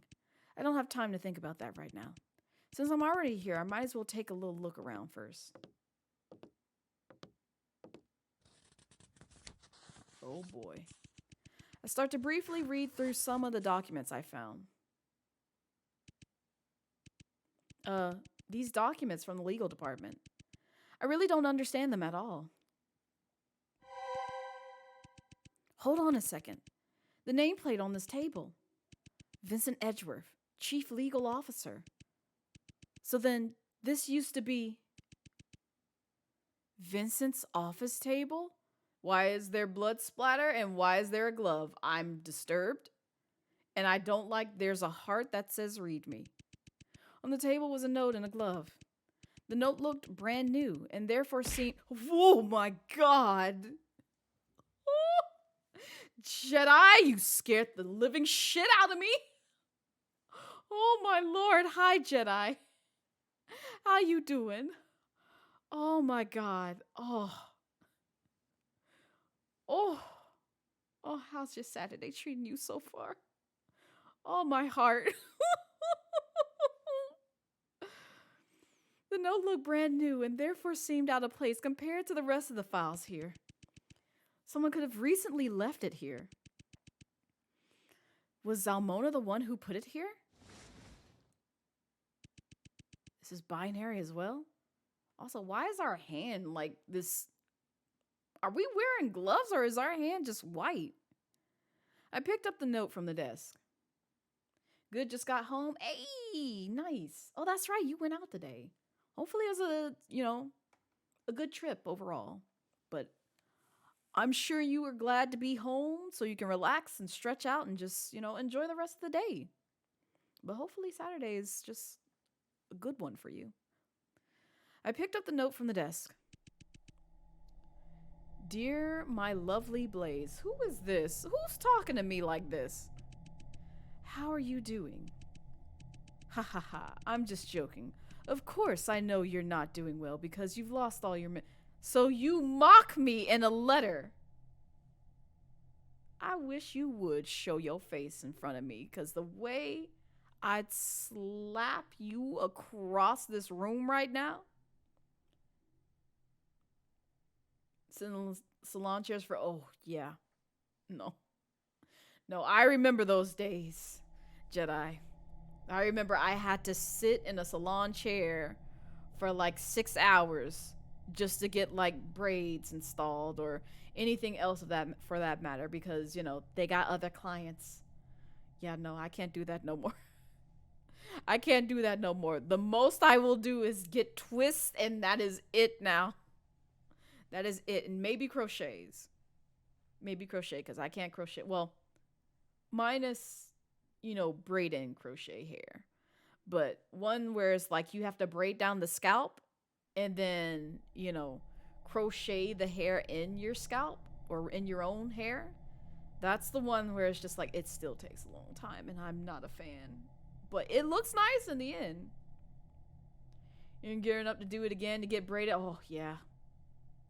Godspeed, Savvy, because, oof, I do not miss those days. It's been a minute since I've had, crochet in my hair. Crochet braided in my hair, I should say. Or crocheted in my hair. but still, it'd be a long time. You're gearing up to do it, do your own hair, and that's gonna be a sit. Yeah, this is why every time y'all see me with the blue braided hair, that's the stuff I do myself, and that takes a good 6+ hours. So I do not envy that, Salem. But this is why, I take a whole weekend to do it all, or like, since I'm working from home part of the week if I don't finish it.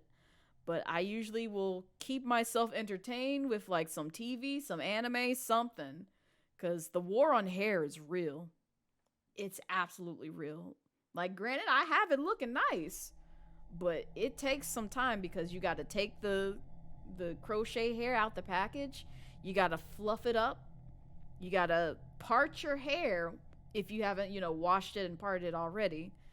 And then for each pack, you have to do that. And so this is why I have like, I use a, what is it? I guess it would be, yeah, I guess it's a laundry hanger. It's one of those things that's foldable, like you can fold it up and put it away, but you can throw like your wet clothes on it. And so I use that to put like the hair strands that I plan on using for my hair on. And so I go through typically 1 to 2 packs and just put strands of hair on that. And then just put that like next to my bed or next to like whatever chair I'm sitting in. And then, throw on some YouTube video because that's usually my TV. I don't really have cable. Or either throw on something from like one of the streaming services, which I rarely use. And just go from there because it'd be like that. Or either Twitch, because sometimes I'll be in someone's Twitch chat just lurking because I can't type and do my hair at the same time. So unless I'm willing to use like some, speech to text feature, which is going to make me sound like a fool, let's be honest. I just be watching folks while I'm doing the war on my hair. Next weekend you're going to be doing that even if you yeah. You gotta prep yourself to have some spare spoons to get through that, because I do not look forward to it. It's been a minute since I've installed it in my head, but that's only because like I have some cosplays in the works, so I can't have that installed in my head and expect myself to wear wigs, which I do plan on wearing wigs. So which is why I've held off on doing it myself in recent days. But yeah, I want to see pictures if you do the pink for Halloween, Salem, because that sounds fun. It's the way your hair is shorter because you took a pair of scissors to it. Yep. I've done that too, Salem. I've done that too because sometimes, like, I don't mean to get onto a whole, natural hair rant. And I joke, but I'm also very serious about the coarseness of my hair. I always compare it to a Brillo pad because when it's dry as hell, I promise you, I can take clumps of my hair and use that to scrub dishes. Because that's just how coarse it is when it just does not get the moisturizer that it needs to thrive on my scalp. Listen, I said what I said. I said what I said. You and Valk have yelled at me about this, but I said what I said. That is my hair. I cannot stand it. I cannot stand it. Like, granted, I like the curly texture from it, but my God, it makes me so furious sometimes when I'm just trying to get like, curly texture where it's just like, oh, it just, looks all smooth and wavy and it just, vibes. But no, my hair wants to behave in the utmost fashion and just do whatever it wants. And I'm just like, all right, you win. You win. I don't care, which is why it's in an afro right now. I ain't trying to deal with, putting my hair in twists at the moment. Probably later on next month because Thanksgiving time and I'll probably see family. But yeah, this month I'm just like, nope, I'm rocking an afro. I ain't got time to deal with trying to style my hair to some degree, and then on top of that have like, shedding from washing it and brushing it. So because that typically happens whenever I'm just like, yep, I guess it's time to, for wash day. Your hair has snapped a blow dryer with, yep, it has snatched many combs' teeth My hair has snatched many combs' teeth, and I've had to throw away some really good wide tooth combs because my hair just likes to eat them. I don't know why, but it does. Those curls can kill because you have it too. So yeah, you feel this, yeah. Like they're nice, and it took a while to get to that texture because for years I used to straighten my hair. And it wasn't until I decided to go both natural and also retire the flat iron to where I finally got curls, like my natural curl pattern to, end up in my scalp. Blitz! Oh my gosh! Hello! Long time no see, friend. How are you? How's your Saturday treating you? How is life? Like, I feel like it's been forever since I seen you and talked to you. But how are you, Blitz? Welcome in. But yeah. Man, natural hair struggles. It'd be a lot. And I've thought about locking my hair, but at the same time, I'm just like, I change up my hairstyle too much to lock it. And though I know you can do like, different styles with, locks, I want to be different every now and then. Cause like sometimes, like granted, I haven't blown out my hair in a while. I just, sometimes I just want to, wear it natural and blown out. You can unlock your hair. Your ace does it all the time. See, and this is what I need to read up on because I know there's some stuff that I need to like look into when it comes to locks, but I just need to look into it a little bit more because I want to make sure that I can do what I need to do and then also be able to cosplay and throw on wigs because if it's locked and it's just hard to unlock or I have to like, lose my length on my hair, I'm not going to be a happy camper. Because I know, not to call out anybody on stream, but I know you have to, like, everyone's texture and everyone's, hair is different to some degree. So, and it's just like, I don't want to lose the length that I already got because it's already hard to, like, keep up and maintain myself without having to go to a salon and be like, hey, put the good products in because I know my hair likes that. You're still trying to convince your wife to keep her hair natural? Listen, it's a journey and it's a lot to maintain because that's the thing that people do not like. And I'm not going to lie to you, it is a lot to maintain because I try my best to maintain my own hair where it's just like I wash and condition it and then put it in twists when I have the actual spoons and energy to like part my hair and twist it. The parting part is what gets me because I have to detangle my hair. And again, my hair has eaten enough wide tooth combs to where that can just be a struggle. T and Drag have been kidnapping folks for the lock agenda. It looks nice because Leah has almost, kidnapped me because she tells me her lock journey and her locks look lovely. Like I love Leah's locks. But it's just, again, I would like to try it, but I know if I'm going to be switching in and out of cosplays, I have to have my hair flat enough to where I can wear a wig cap, which is usually either me blow drying my hair out or either putting it in twists and like just pinning it in certain areas because I have a lot of hair. I have a lot. It reaches my shoulders and it took several years. I mean like 10 plus years to get it back to that point because back in, I'm not going to say what year, but back when I was in 5th grade, my hair was up to my ears, like the tops of my ears. That's where my length was. And my mom was furious because she made the mistake of taking me to a salon who did not know what they were doing when it came to perms. Now Jedi. Not back in 1805. Not y'all putting dates to how old I am. What is this? How dare you? Jedi said back in the ancient times, that part. But yeah, Yeah, my mom was not happy when she did that to me. And I think at that point she learned her lesson in terms of like, yeah, I have to make sure I vet the folks who do my daughter's hair because we can't be having her hair break off because before that incident happened, it was down to the length that I have now. But it took me from 5th grade all the way up to past uni days to get it back to the length that it's at now. So that's several years. That is several years before I actually got my hair back to the length that I used to have, like back in 3rd grade. So 3rd and 4th grade, probably.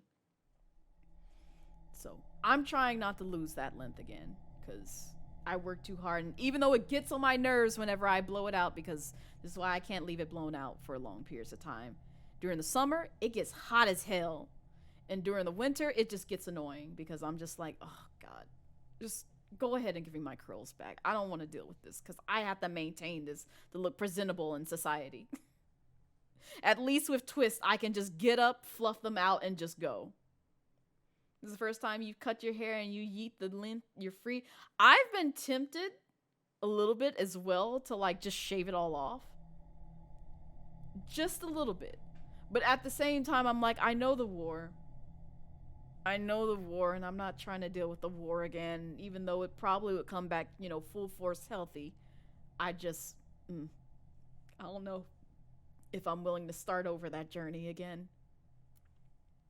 Life has been, life just working hard, pushing the goals. How have you been? It's good to talk to you again. It's been pretty good, Blitz. Work is work, as always, and stream is kind of how I get my creative outlet outside of like the work platform, but still life is life, like you said. I am just out here trying to survive in these streets. If you have to cut your hair again, it'll be a buzz cut for life, or you just wear beanies or something. And that's what I would probably do, honestly, Pop, because like I'm not opposed to wearing beanies. I used to wear beanies a lot when I had it blown out, or even when I had it in twists. So I could rock that, but I just, yeah, to your point, it'd just be a buzz cut for life. Like, I just wouldn't deal with hair at all. And I already know I ain't trying to have that debate with my parents because sometimes I do see them and already my dad gives me heck for just having my hair blue sometimes. And I'm like, listen, we ain't in, whatever time that you thought where colored hair is unacceptable. I'm dyeing my hair blue or I'm rocking blue braids. The way I've gotten so many compliments from like my blue crochets or blue, braids, I ain't stopping. I like blue. You kept me away from my favorite color for the longest time. I'm wearing it now. Blue hair is lit. Thank you, Jedi. You do want to get an undercut one day though? Well, you've been peeping Leash. Right. Leash is also, one of the inspirators for like wanting to cut my hair because her hair looks great. Her hair looks fine. Oh, it's just, part of me, like Leash, Calamity, Bran at one point, like all of them, when they, did their shave, like, oh, it looks so nice. And I kind of want to do it. I really do. But at the same time, I know part of me is going to be like, I miss my hair. I want it back. But the other half is like, oh, I'm free. I ain't got to wake up and do my hair because it's not there and it's short. I ain't got to deal with this struggle no more. And you hope you not only survive, but thrive and excel getting everything you want or plan to do. Thank you, Blitz. I appreciate that. We trying our best because... I won't get into too many details, but we trying to get some opportunities, and I'm just gonna leave it at that. And however you want to take that, you can take that. But I'm just trying to get some opportunities. That is where I'm at right now. Oh, this moves when I shake it. Interesting. So, do you want to get all your memories back? Yes, I would like that, please and thank you. I know you do. In that case, I have left you with a small gift. Why does this gift sound deadly? Usually when people are just like, oh, I'm being, patronizing towards you. But here's a small gift that's going to be deadly. I'm sure it will help a lot in getting what you want. An old friend who wishes to remain anonymous. I don't like where this is going. I don't like where this is going. A gift for me? No, why would you say it like that? It must be referring to the glove next to it. Oh no, I don't like this. Don't take the glove. Don't take the glove. It provides no love. For some reason, I was blasted with the way. You should, girl. You should. Anytime I pick up a letter that says I give you a parting gift, something horrible is about to happen. Why is this an objective? Do I have to? Do I have to? Oh, geez. Should I put on the glove? I really don't want to, but it says to do so. What if I say no? Can I leave? Can I leave? Can I get the fuck up out of here instead of putting on the glove? Are we gonna read through this all again? Yes, we're gonna read through it again. Okay. I thought it would provide something else instead of just that. Can we just leave? We ain't got to put on this glove, do we? Do we really need to? I guess. Is this about to be... Oh, it's fingerless. Interesting. The glove fits my hand perfectly. Oh no, I don't like this. It's called fashion. I'm not gonna hold you. I actually like gloves like this. Fits my aesthetic, to be honest. Actually, my you know what? Just to prove that it fits my aesthetic.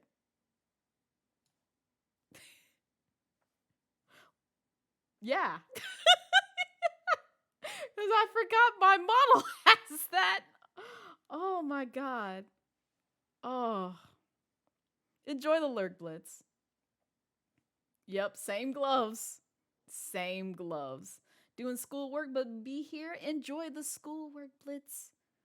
Like I said, we're just going to be vibing on this game till like 8. So, although I'm hoping there's not too many jump scares. Hi, Jelly. Welcome in. Happy Saturday to you. How you doing? How's your Saturday treating you so far?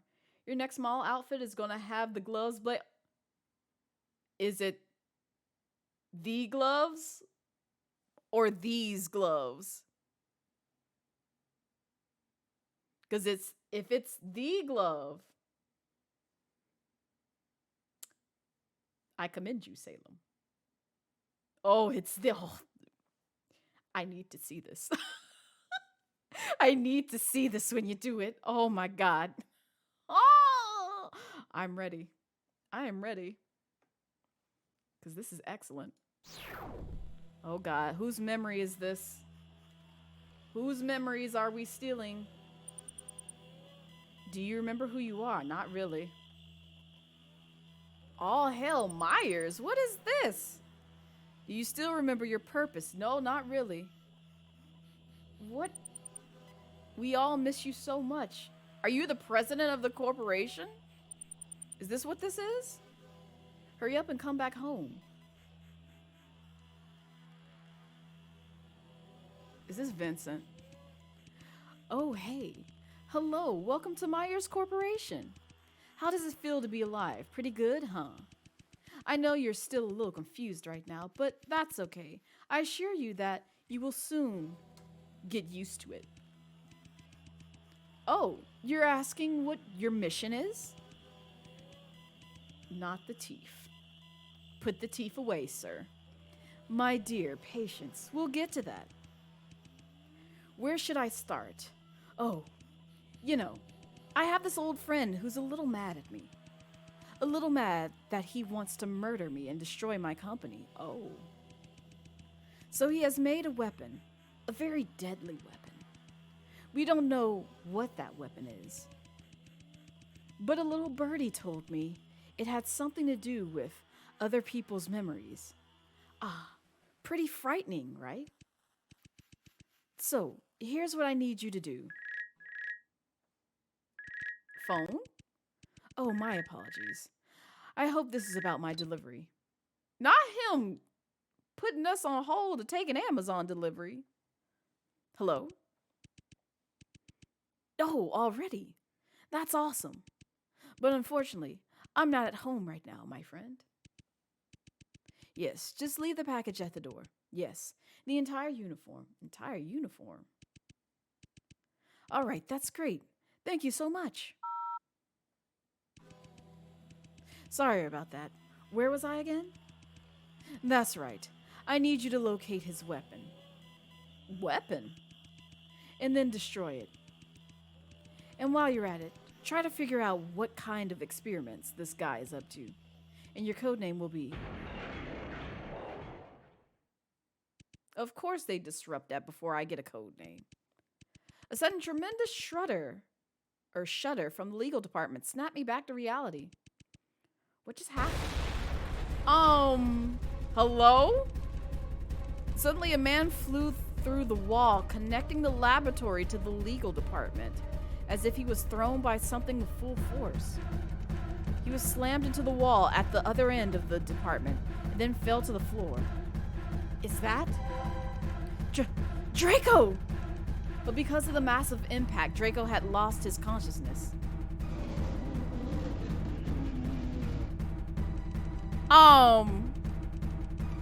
What followed was an inhuman roar from the lab. I could hear the monster's approaching steps. Draco! Draco! I shook Draco violently, but he didn't respond. Not Bowser, get out! Draco, wake up! Damn it. What should I do? The basement. Quick! I dashed to the elevator and punched the button. Hurry. Please be quick.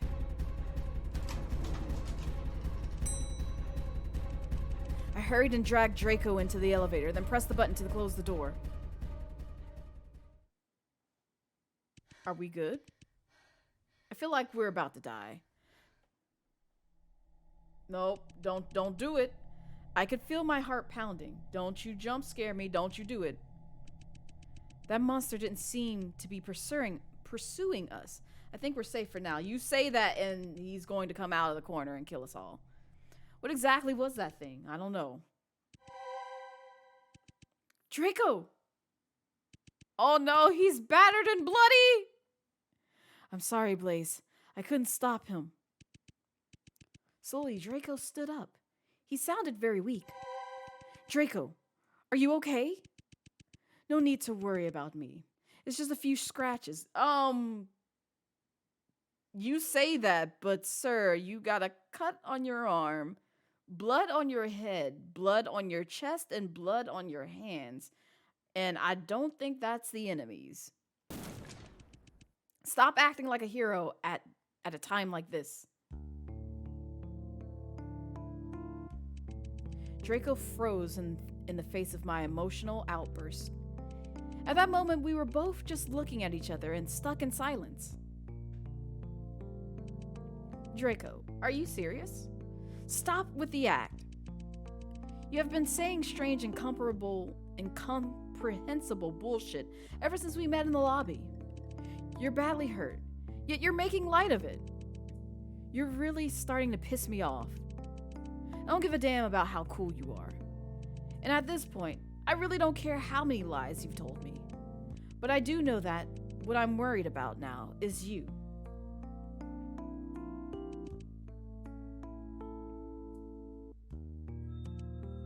You reminded me. I didn't even get a chance to read the rest of it. I accidentally clicked through it.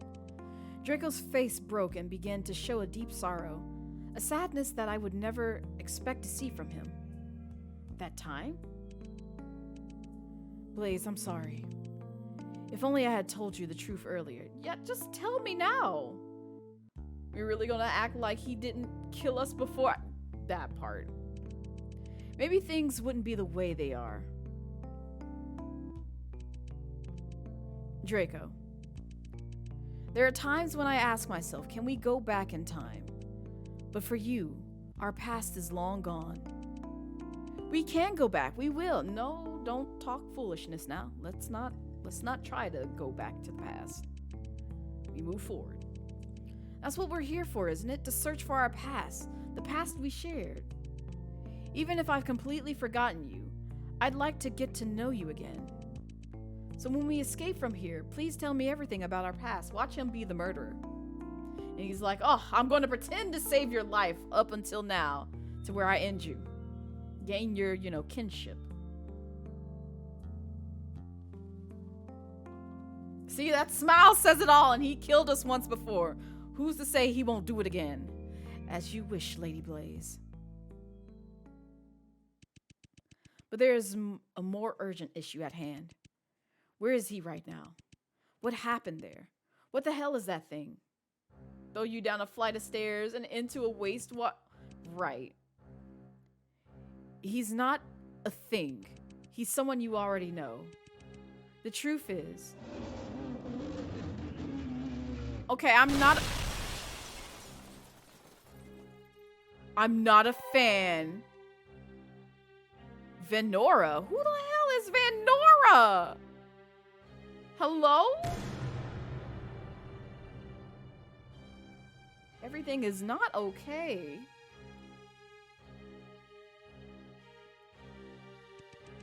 My precious chaser, tell me, is there someone you love? A loved one, my dear Monsieur M. Why would you ask such a question? Let us assume one day a disaster were to happen to your loved one. Say they lose their body, but their memories are still intact. Would you still love them like that? Of course I would. No matter what body they change into, they're still them. Like Bowser falling out of the sky. Oh no. What a heartwarming answer. Well, let's change the scenario, shall we? Let's say, what if the person you love is physically intact, but has lost all their memories? Would you still love such a person? Of course I would. Even if they lose all their memories, I would still love them. Even if they completely forgot about your existence. Even if all the memories you two shared are gone. This would make me miserable, but I would still love them. An amusing answer. Humans always have been able to entertain me. Well then, they really do sound as maniacal as, like, Sohiori. The real Sohiori, which is also, what's his name? Midori? Yes, Midori now. Since you don't mind them losing their body, and you don't mind them losing their memory, what exactly do you love about them? Not these teeth! What you love is merely a self-fulfilling illusion. What you love is a person from your past that no longer exists. The brutal truth is, the moment one loses their memories, they will no longer be themselves and they will never be able to go back.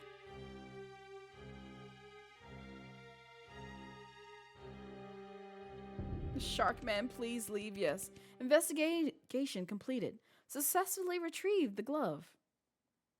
Should we have retrieved this glove? Because I feel like this glove is about to cause some great problems. Did we die? Are you the new detective? Good to see you here. Just call me Venora. Where's the crime scene? I heard the victim was a former employee of Myers. Yes, room 309. Come with me. Move along, people. Nothing here to see. And stop interfering with the work of the police officers.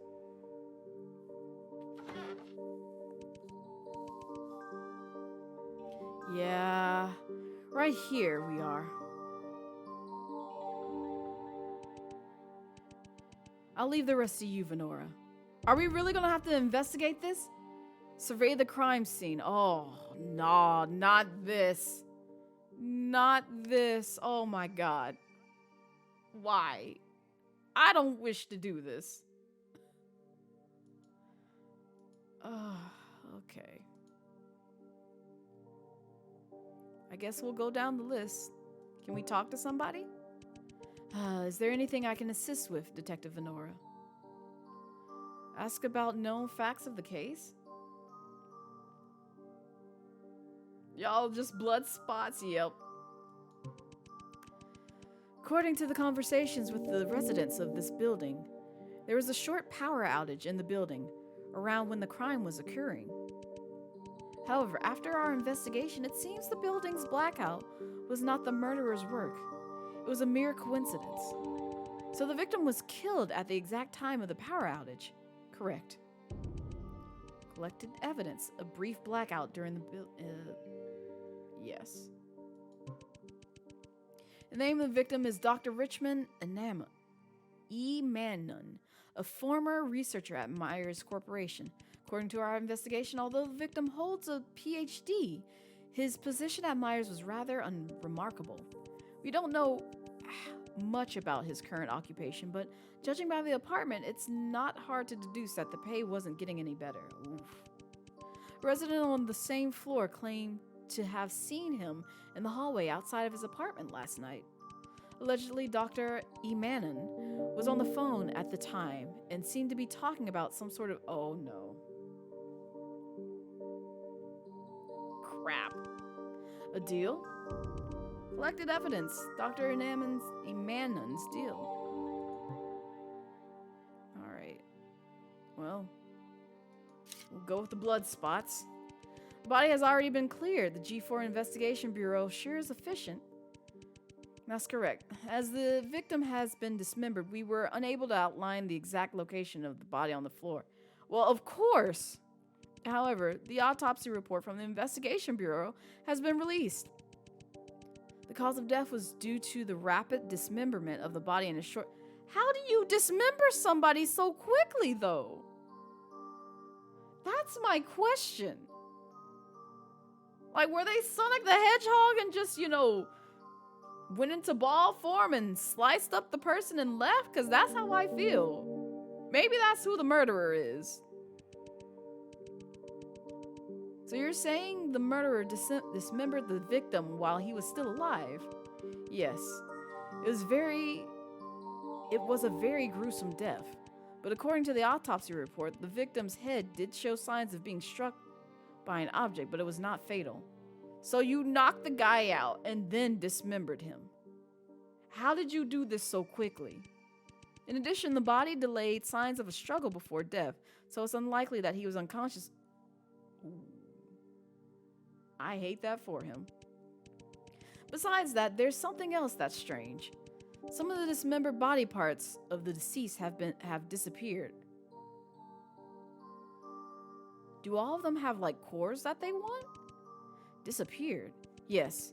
We couldn't fully reconstruct the victim's body with the pieces left in the room. We searched the entire apartment building, but we couldn't find any of the missing body parts. We did take into the consideration that the perpetrator could be non-human. But the report has made it clear that the dismemberment is not a result of a beast attack. Collected evidence, disappearing body parts. Love that for him. Oh, this trophy again.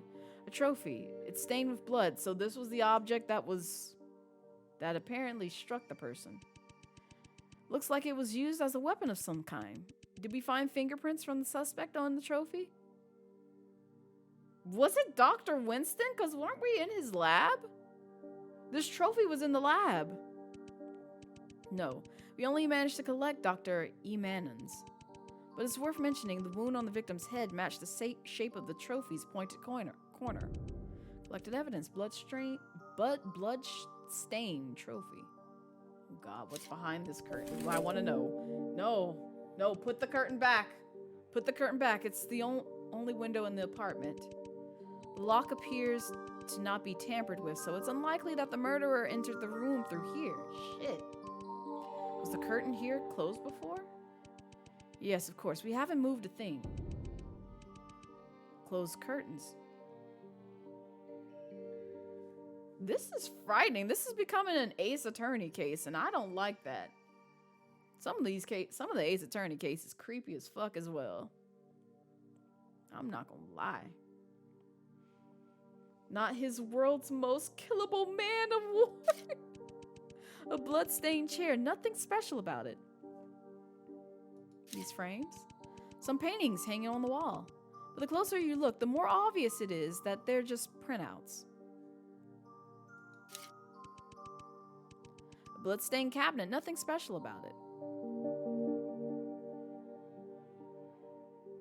Alright, the door.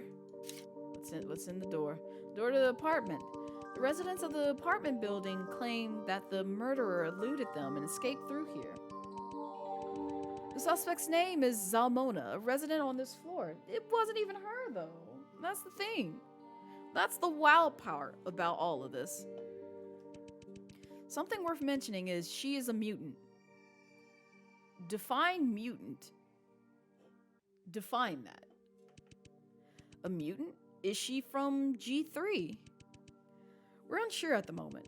Countless tourists visit G3 district every year to receive modifications. We can't draw any conclusions yet.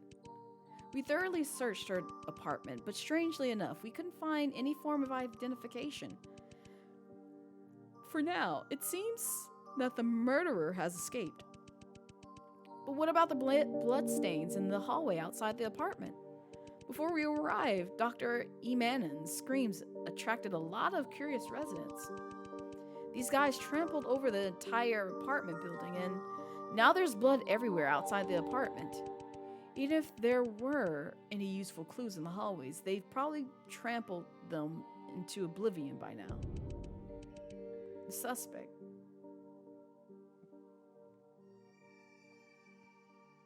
I guess we finished it.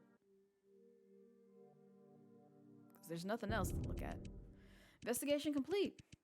I believe I've gathered enough information to postulate at what may have happened.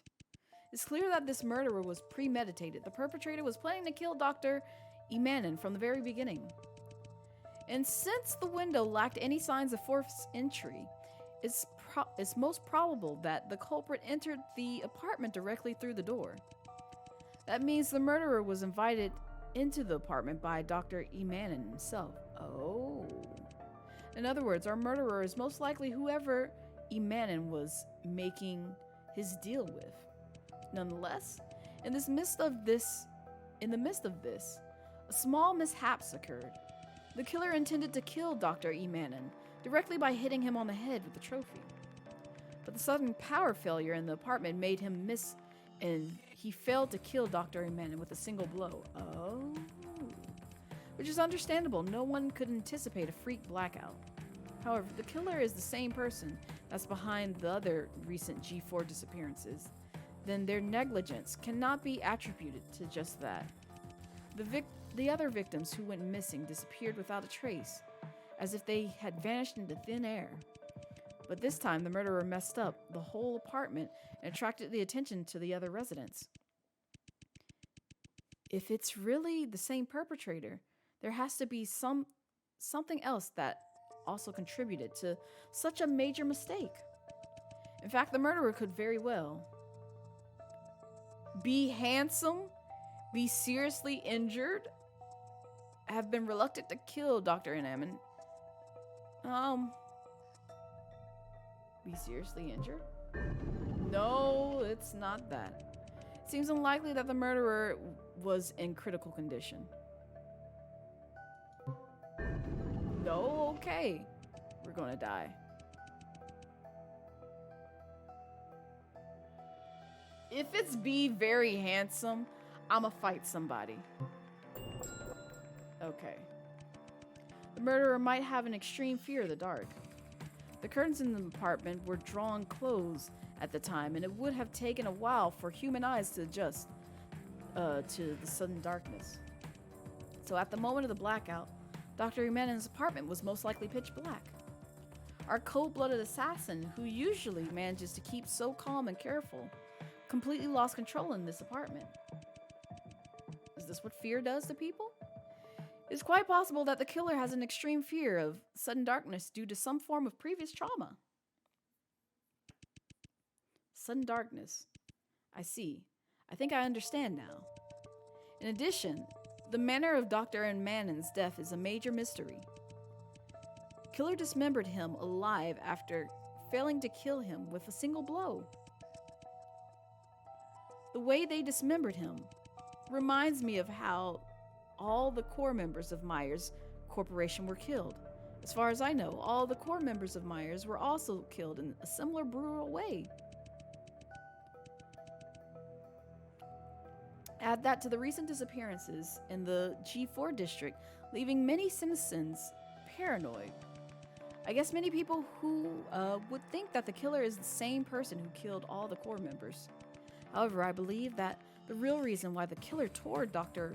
Emanon to pieces was to give him a death to mimic the murders of the Myers core members, to threaten Myers Corporation, to collect. It's either this or maybe the second one. Yeah. Some of Dr. Emanon's body parts have gone missing. I don't remember that happening to any of the core members. The real reason why the killer dismembered Dr. Emanon in a panic was to obtain his body parts. In the G4 cyborg incident, Myers Corporation was found to be using the human flesh of ordinary G4 citizens as feed for the cyborgs. But since Dr. Emanon's body did not have any signs of a beast attack, the killer was most likely trying to obtain Dr. Emanon's body parts to use as feed for cyborgs at a later time. But if they were working for Myers, wouldn't it be more likely that they would want to make a cyborg out of Dr. Emanon? Why would they choose to turn him into a cyborg feed instead? Detective Venora? Yes. Have you reached any conclusions to who the killer is?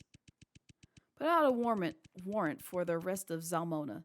She is undoubtedly the perpetrator we have been trying to search for all along. I don't know about that. As you wish, Detective Venora. But it wasn't her. We know this. She was framed. The warrant has been issued. But Detective Venora, would you mind coming outside with me for a moment? There's some important matters I'd like to discuss with you. Oh, geez. Oh, no. No, I don't like this sound.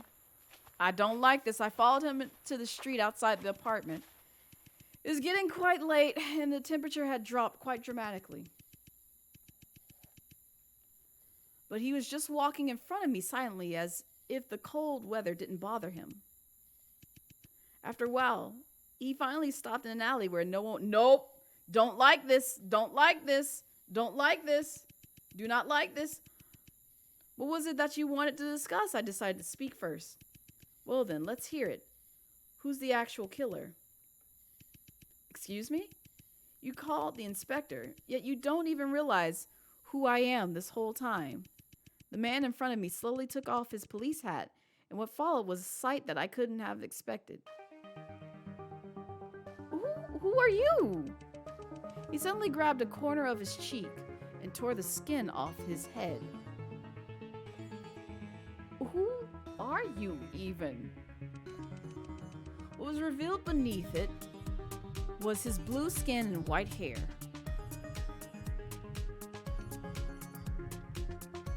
I don't know who you are. Do you have a tail? But him revealing his true form only made me more vigilant. Inspector, it appears the fact that you still see me as a threat. Believe it or not, I don't have time to play Mr. Triple Agent for that stupid organization from G3. What are you doing here? What else can I be doing here? Our boss gave me clear instructions to make sure you succeeded in your mission. But it seems that you have everything under control. However, you know very well who the actual killer is, don't you? Just what the hell happened back there? I thought he was good at this. How could he screw up things this badly? Yeah, that part, Salem. He looks like a Dracula cyborg, I'm not gonna lie. Like Count Dracula. Why don't you just go ask him yourself? And he has a tail, so he's reptilian to some degree, I feel like. You're as tough as ever. Suit yourself then. I don't really give a damn about that guy's past. But do we really have to pin it on that woman from the same floor? Each sacrifice is for the future of the company. Each one is so You were definitely working for Myers. I hate that y'all are covering this up. Our boss is really getting to you, isn't he? Company this, company that. That's all he ever talks about. All of us are merely little pawns in his hands. What did you say? No offense, but this is nothing but a job to me. I'm not trying to debate the ethics of what we do, nor am I interested in his great vision. And why don't you use your brain for once and think about what you truly want instead of being a slave to his company all day? Ooh. What I truly want? You know, finding the love of your life, forming a family, that sort of thing. Don't end up like me, an old guy who still doesn't have a single clue what he should be doing in his life. Oh, you're old? Yeah, I guess that makes out to be right. I honestly can't tell the age of these folks. It's been an exhausting day. I'll see you later. He was about to turn and to leave, but he suddenly stopped again. Once again, turned his head at me. Benora, did you come up with that name yourself? Yes. The ever so gloomy look of his face unusually perked up out of nowhere. I didn't think you'd be so good at naming yourself. That's a really nice name. Why don't you keep it for yourself? With that, he put on his police hat again. See you later, Venora. Make sure you report to that guy on time. He's kind of anal about that. With that, he disappeared across the street and once again became part of the crowd. Finding the love of my life and starting my own family. Is that still possible for someone like me? I don't know. There's a lot of shenanigans going on here. What am I thinking? No matter what, my mission here is accomplished. As long as the G4 Investigation Bureau can't figure out who the true killer is, everything will still be under our control. It's time for me to move on to my next destination and complete my next mission. G4 Suburbs. The mansion of Myers, former lawyer and traitor, Vincent Edgeworth.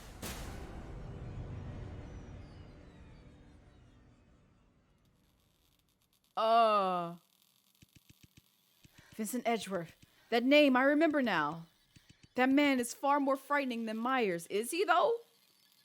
I mean, we kind of figured that, seeing as like what the title of this game is, but still. What's good, nerdy pup? How's your Saturday treating you so far? I've been set up. I have to get out of here. Is that my name I'm hearing, Blaze? Oh no. Or should I call you Venora? Oh, I don't like this.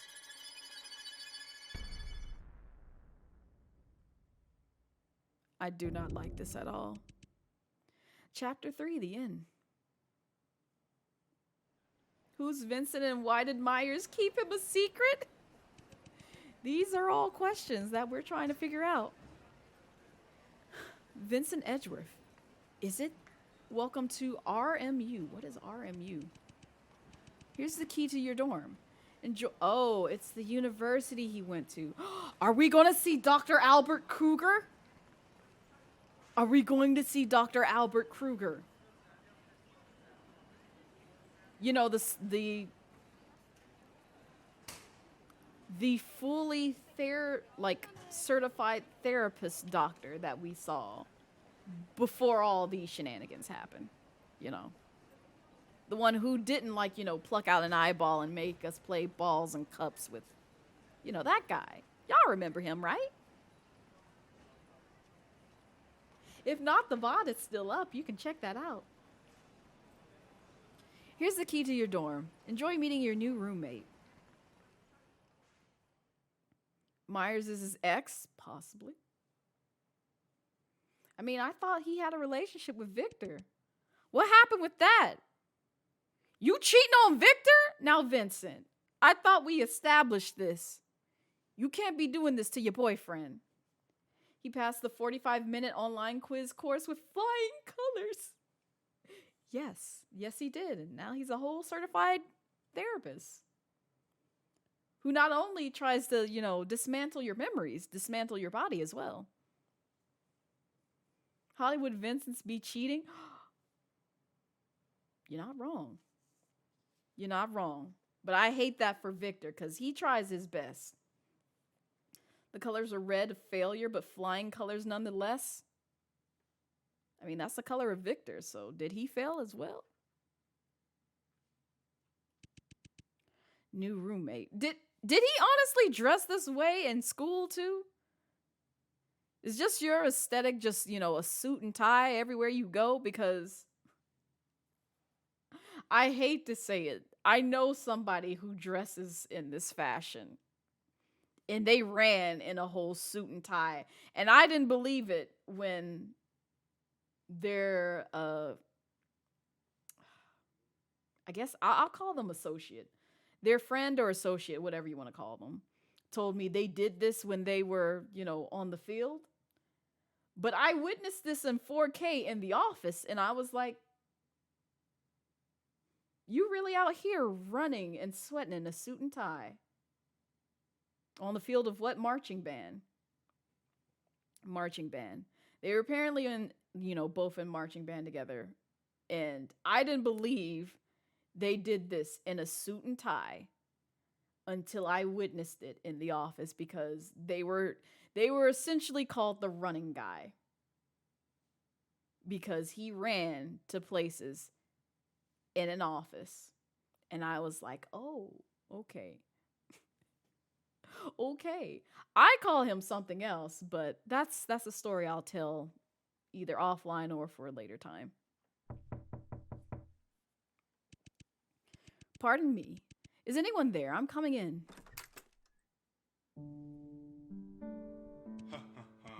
Oh, hello there. Pleasure to meet you.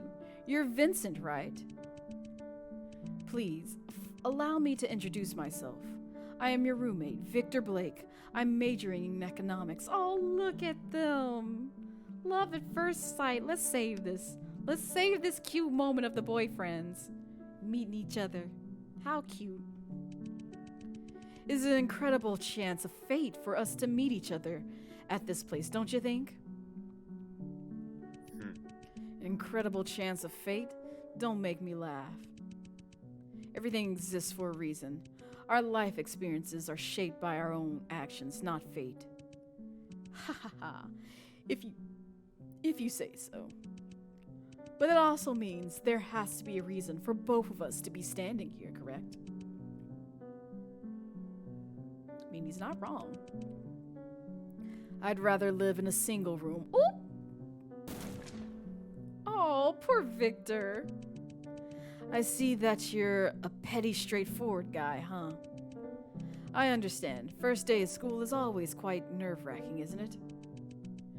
But you can quote me on this. I'm sure we're going to become great friends. Possibly even more than friends. Anyway, shall we start with some simple introductions?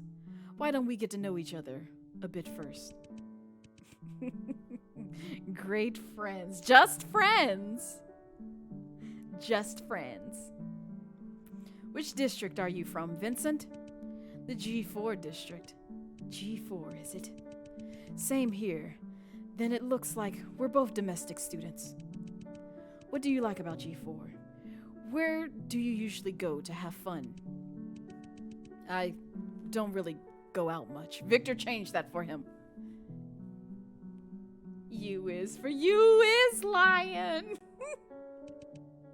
Oh, I'm screaming. I see. What about hobbies? What do you like to do in your spare time? I enjoy reading about history and philosophy. Philosophy. Oh, that's exciting. What else? That's it. Is that not enough? I see. It seems like you've been working pretty hard, huh, Vincent? You think I'm boring? No, why would I? If anything, I should learn to be more like you. Anyway, I heard that there's going to be a freshman party tonight. Would you like to come with me, Vincent? Look at this. He's inviting him out to a date already. Not into... Vincent, just take his advances! Stop this! Poor Victor, he's getting his heart broken. I hate this for him.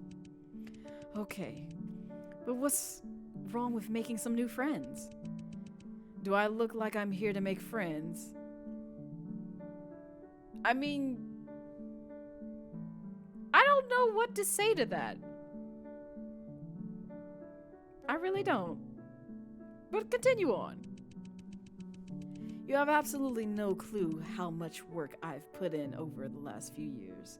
Being accepted by RMU is a well-deserved milestone for me.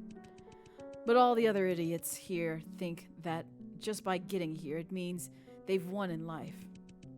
All the G4 students, and even people from other districts, want to study at this prestigious school. But for those people, those 3 letters of RMU merely serve as a title for them to show off. The true reason for them to celebrate on the first day is that their goal was just to get admitted here. I see that you have pretty high expectations for others as well, huh, Vincent? However, please allow me to disagree with you. You're wrong to assume that those students were celebrating because they believe they no longer need you to work. Perhaps for them, RMU symbolizes the beginning of a new chapter in their life. I could care less about what you think. What remains unchanged is that they're wasting their time. Die alone, then! Listen, this is how I felt about certain character from Genshin. You won't know the name unless you've done the things. But I am different. I know I still have a long way to go. We're at the top university in G4 district, and not to mention the most competitive one. RMU's acceptance rate is only 4.5%. I'm so behind. Pup, you don't want to catch up, I promise. I promise you don't. Because once you get to the Sumeru region, you're going to question why you picked up this game. Because it's the way I'm questioning why I continue to play it. And because of that, I will cherish my time here even more. I will be focusing on my studies, and only my studies, nothing else. The competition is far from over. If I dawdle now, it will be no different than admitting defeat to others here. It's pretty bad in terms of main story quests. In side quests, in certain features that they're forcing you to use, or certain characters, or types of characters, I should say, that they're forcing you to use in that region. And honestly, if I wasn't so buried deep and involved in Genshin designs and aesthetics, and not so much kind of the lore as well, if I came back to it, I would not have a great time, personally. I feel like I would just be like, you know what? That's okay. I'll go back to playing something like Splatoon or something of that nature to keep my time during my free time, because, Cardzo was in here earlier and was just like, yeah, you weren't lying when you said that quest was painful. I was like, uh-huh. And I'll put it this way. I sat through 3 hours of it because that quest kept going for 3 hours. And if you are familiar, like, the best way I can compare it to is, like, I know there's another anime that someone else that I was having a discussion with about this compared it to. But it also reminds me, like, if you have ever seen Re:Zero, and you know, like, how you go through something, like, without spoiling, like, everything from Re:Zero. It's like if you were to play a game, and you do something, and then you die to, like, a gigantic monster that you did not see coming, and then you go back to this, you know, whatever your last save state was. Like Five Nights at Freddy's. That's a good example. It'll put you back at where you last saved. And then you get jump scared. And then you go through it again and get jump scared again. And it puts you back at that save state until you progress further on to where you get to the next save state. That is essentially Re:Zero. And they've put something similar to that effect in Genshin, and I'm not a fan. And it's cutscene based. So it's like, you're reliving a video game inside a video game to some degree, but it's more so having to relive and do the same damn thing a total of, I think, 3 times before it kind of breaks the continuity, but it still has that there. And it's just like the way they implemented it into game was poor in my humble opinion. And so you're having to sit through that for at least a good hour and a half, and then the next hour and a half you have to play Ace Attorney, which is basically they force you to use user input. So if you don't have a walkthrough next to you that tells you the answer right away, you're going to be sitting through that for a while, and there's no skip button. So it's not the best thing that it's one of the worst things that I've come across in Genshin, in my humble opinion, in terms of what they've put in game. And I'm not a fan, and I don't think many players who are either playing now or new to the game enjoy it. And if so, again, as Pop has quoted last, which I think there's a command for last quote.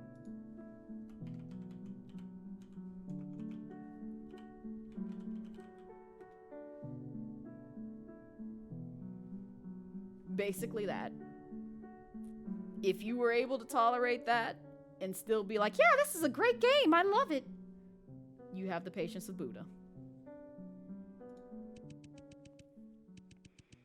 I'll only consider myself a success when I get hired by that place.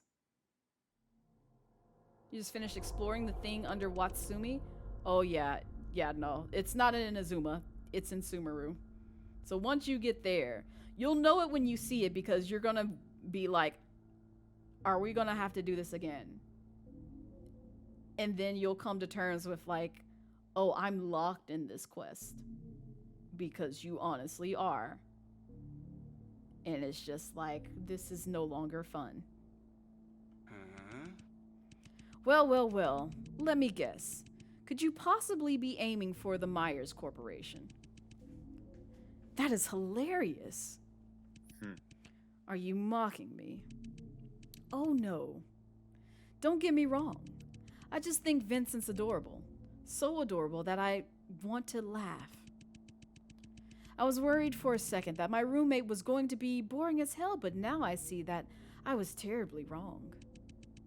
Every word you say can entertain me all day long. What did you just say? My dear Vincent, do you mind if I ask what your major is? I'm a law student. Because he's Miles Edgeworth's brother. We've made this connection before. And Miles has 2 brothers. Vincent Edgeworth and Draco Edgeworth. Law student, huh? Indeed, you certainly don't look like an engineering student. Do you really think studying hard is all you need to do to get to a top company in G4? Quit joking around. Pure hard work is not the only thing that matters in the workplace. Socializing and all is also an integral part of it. That is true. This is especially important for your chosen profession. Like, you gotta have people skills. You have to have people skills. Speaking as somebody who's also interviewed folks, if your soft skills are horrible, guess what? You're not gonna mesh well with folks. Right, pup? Ain't it great? With such a lousy personality, I shudder to think of the lonely life you lead. Even if you do get into the Myers Corporation, you will just be ostracized by everyone. Your coworkers won't like you, and your boss will just think you're useless and incapable of understanding the ways of the world. It will be your fate to end up being an outcast and be forced to leave the Myers Corporation because you don't belong there. Oh wait, or should I say, this will be a life experience shaped by your own actions.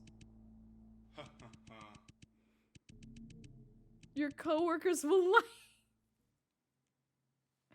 This is a lie. But since you've already made up your mind, there's nothing I can do about it. I respect your decision. But if you change your mind at any time, please feel free to join us at the party.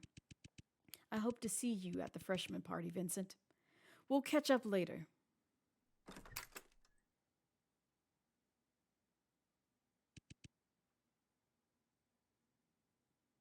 Oh, now he looks sad. It's because your boyfriend left.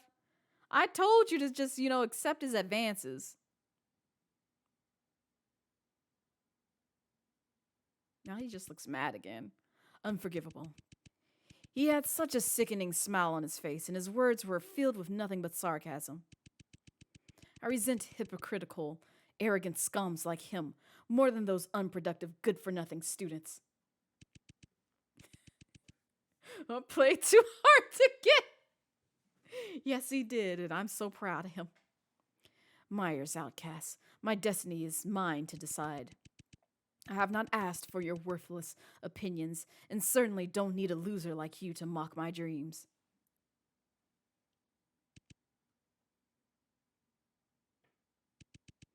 I shouldn't be thinking about these useless matters. Thank God he's left the room. It'll give me at least one more night alone. He's gonna come back later on. I hope you know that.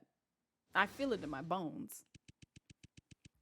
Instead of getting indignant about a guy like that, I might as well use the evening to improve my knowledge furthermore. So which book should I start with today? Being in Nothingness. Republic, The Birth of Tragedy. I don't know what we're about to do, but save just in case. Why is Vincent's waist so small, so thin, so tiny for Victor? Yes. Yes. Absolutely. We love to see it. Why don't we start with Leviathan today?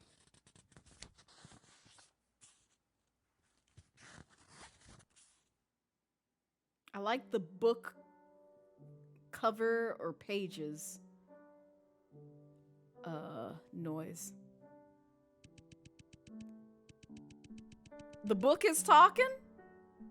Or, you could just say he's reading this. And from this diffidence of one another, there is no way for any man to secure himself so reasonable as anticipation. That is, by force or wiles, to master the persons of all men.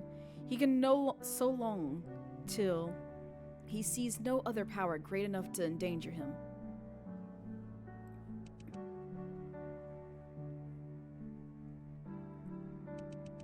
Victor Blake was his name, wasn't it? Come to think of it, he was my first roommate and the first person I ever met here. Maybe I should have given him the cold shoulder on the first day.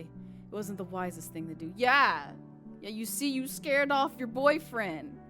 Look what you did. After all, I will be spending most of my time here in this tiny room with him. That's an audiobook, right? No, that's not true. I should be able to move out and live alone next year. I have no reason to put a smile for this guy. And I'm not in the mood to do that. No, spend the rest of your life with him. You know you want to. Oh, I don't like this in my ear. I don't like this in my ear. What's about to happen? Law can never be against reason. Our lawyers, we are agreed. And that not the letter, that is, every construction of it, but that which is according to the intention of the legislator is the law.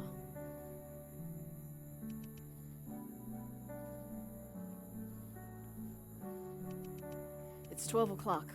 When's this guy going to return? If he comes back bloodied and battered, it's your fault. Why am I thinking about him? His lifestyle is definitely none of my business. No! Make it your business! Go ahead! Let him plague your mind with his dreamy self. You know you love him. His law never ever does make sense. Law is completely and utterly objective and unbiased, basically. Why am I thinking, It feels as if I'm eagerly waiting for him to come back. I don't understand. You know you're waiting for him. You're waiting for your future husband to get home. It's so cute. Not that the death of one man, though without sin, can satisfy for the offenses of all men. In the rigor of justice, but in the mercy of God, that ordained such sacrifices for sin as he was pleased in his mercy to accept. Never had a roommate even in college? Be thankful. Be thankful. I've only had 3 good roommates when I lived on campus.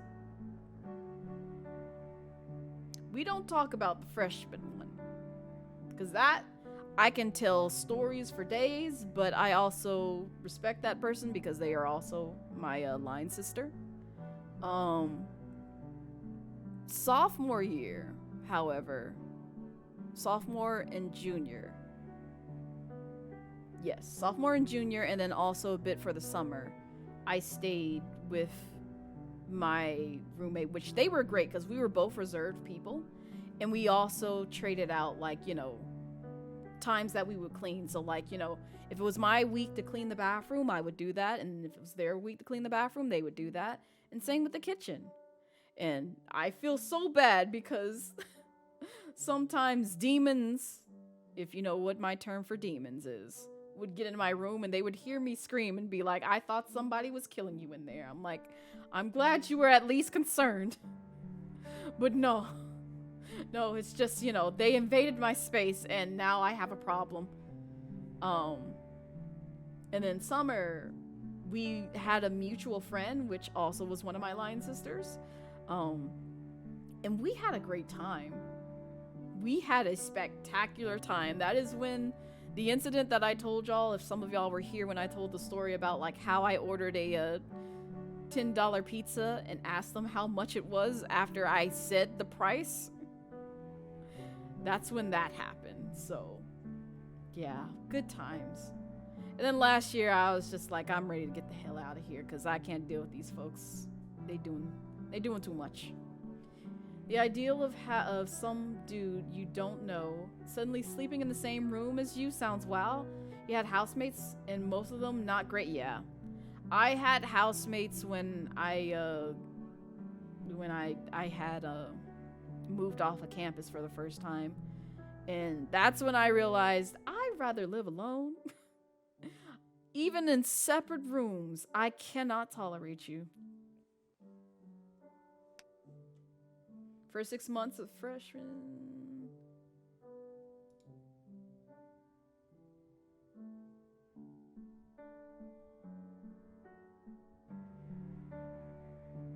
Oh yeah, you don't do not yeah. I won't spill the tea about my interesting life in uni days, because I wouldn't say I was a wild child, but I did do some things that I won't discuss online. I will say that. But yeah, now I'm just like, I don't do clubs at all. We don't do that. I am past my prime for that. But Chaos Baby Blaze did some interesting things during uni days and some interesting things during adult life as well, but we don't talk about all that. We don't talk about that. You didn't sleep much? Yeah, again, I'm a reserved person, and also I like my privacy.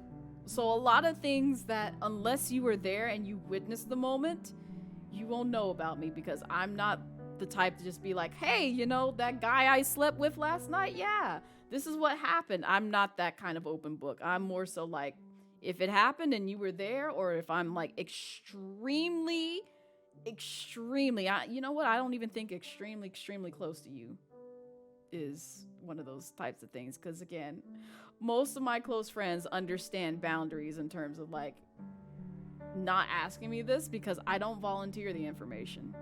I really don't. I'm just like, nope, you just, even if the topic comes up, one or two things is gonna happen. I may share it, but if not, leave it alone. Because again, I enjoy my privacy. I do. Second house was fine, but one of the housemates was insufferable pothead with the hygiene. I lived with someone like that. I lived with someone like that. And I forgot, my last year wasn't the first time I moved off campus, because I forgot I did have a summer where I was trying to take summer courses to, like, you know, speed through the year essentially. And my summer housemate that me and another friend were rooming with was a complete pothead. Like, every time we come home, we'd smell everything that just smelled of weed. Like, it just would get in my clothes, everything like that. And it's just like, I don't smoke. I don't. And I don't judge people who do weed. I do not. It's just, I can't do it because, one, I already know I have asthma. I did not realize I had asthma until I was recently diagnosed with it this year. So it's not the best mixture for my lungs. So smoking's just kind of out of the ballpark for me. If I do try to, you know, do something, maybe not edibles, because I still am willing to give edibles a try, but smoking, no, I'm not trying to go to an early grave with that. But yeah, I was not a fan when that was kind of just looming in the room, because it's just like, I would definitely get a contact high. Every time I went in that house, I was like, damn, I feel really good. I like this feeling, but at the same time, everything smells of weed on my clothes and stuff. I would like some part of it to, like, not smell like that. Third house was a charm, as in it was fine. When I tell you the kitchen was impassable in the morning, oh. Whereas completely legal, Mr. FBI. Yeah, you know what? I don't even know, but like I said, I just, whatever you do with your life, it's your life. I'm not going to be the person who judges it because, one, it's not my business. Two, I just am not the type anymore, because there was a time where Blaze would be like, oh, you smoke weed? I don't talk to you. I ain't talking to you. I'm too snobbish for you. I ain't gonna even associate myself with you. Blaze was a very judgmental bitch. I'm not gonna lie. I was a very judgmental bitch before my uni days. And a lot of that kind of came with, like, how I grew up in the home. But once I got to uni and also sort of had more of an open mind to things, I started, you know, finding my own way and, like, you know, tolerating a lot of things that I didn't tolerate initially growing up. Hi, Amanda. How are you? This music's appropriate. It really is. Like, I just had a break to, like, where we just now have gone to just chatting shenanigans, but yeah. We're all like my roommates in New Jersey where it's legal. Nice. But how's your Saturday going so far, Amanda? Hopefully it's a good one. And so far, this game is safe. As you can see, we haven't come across a jump scare since the last one, and we're already, like, you know, 3 hours in. So you're good so far. Yep, all legal and good state of Google, Connecticut. You swap from Jeep's soft top to... Nice. I know that was a whole ordeal. Oh, is this a spooky game? It has some jump scares in it, pup. But it's not, like, extremely spoopy. But it does have enough of it. It has enough of it to where it does fit in the horror category. But yeah, this game is probably a little bit more on the jump scare side than the game that I played last night, which was Subway Midnight. And though it had a few jump scares, they were nearly not as probably bad as some of the ones that I came across in the first episode and the second one as well. And the third one was just like, it was tame. It was like, you could tell it was coming. So the head in the fridge is still the final line. Listen, the head in the fridge, and then also the demon dog that came for us, because I was just minding my business. I was trying to go up the stairs, and then this demon dog just came out of nowhere and just made some weird... Oh! It did exactly what Boss just did. It made some weird noise like that. The timing. Boss, I'ma fight you. I'ma freaking fight you. Oh, but hi, Boss. How are you? How's your Saturday going so far? Involve 4 family members and a free lunch. Oh, nice. So you got some help. Love that for you. And I'm glad you got your Lunchables. Hopefully it was delicious. And I'm sorry, Amanda, there are spoopy sound effects turned on. So people will trigger them at will if they have the channel points. So Blaze got real feral in that moment. Listen. That part as well. You had to provide... Oh, you had to provide the Lunchables. I see. Diet? Well, at least they got fed. But I'm sorry you didn't get any. You waited for the right moment. You did that perfectly, and I'm so mad about that. Because that demon dog did... Well, it didn't make that noise, but it made a sound. And I was just like, I don't like this. I don't like this. And then on top of that, when we went back down there where the demon dog was, it scooted on by, and I was like, oh, fuck. I got to deal with this shit again. Can I not? Can I just leave, please?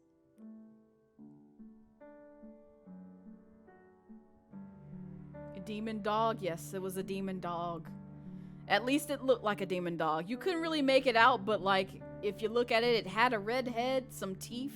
It was on all fours and a black body. And all I could think of is like, it sounds like some devilish demon dog. That just reminds you of the devious dog video that cracks you up. Oh, I'm afraid to know what this is. But it sounds very interesting. Thought you was already subscribed, strange. Oh, okay. You must have did a silent resubscribe. No worries. Because I was like, wait a minute. An alert should have gone off if this happened. But you're good. Oh, goodness. It's 3:30 in the morning. This is inexcusable. He's seeing another man. See what you did? See what you did, Vincent? You had your chance. You could have been with Victor if you didn't turn him down. But your streak, it should keep it. It should theoretically keep it. Did you have... No. But also that too. Twitch has been acting weird. Victor, on your very first day at RMU, all you do is party until the wee hours of the morning. Who hit me? Now, Amanda. How dare. Where did you get the confidence to speak to me like that?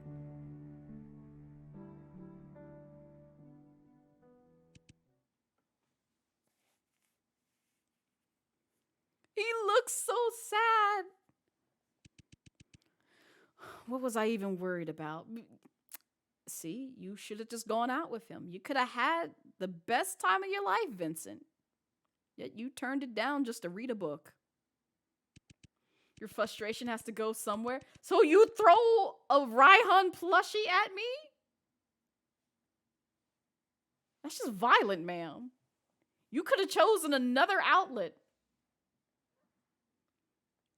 But what did the books do? The books did nothing. However, Victor was over there like, here, let me show you a good time. And Vincent was like, no, I'm married to my books. I don't want a good time. I'm too good for a good time. You're just some dusty, musty fellow that I just met and I have to sleep in the same room with. I want no part of your life.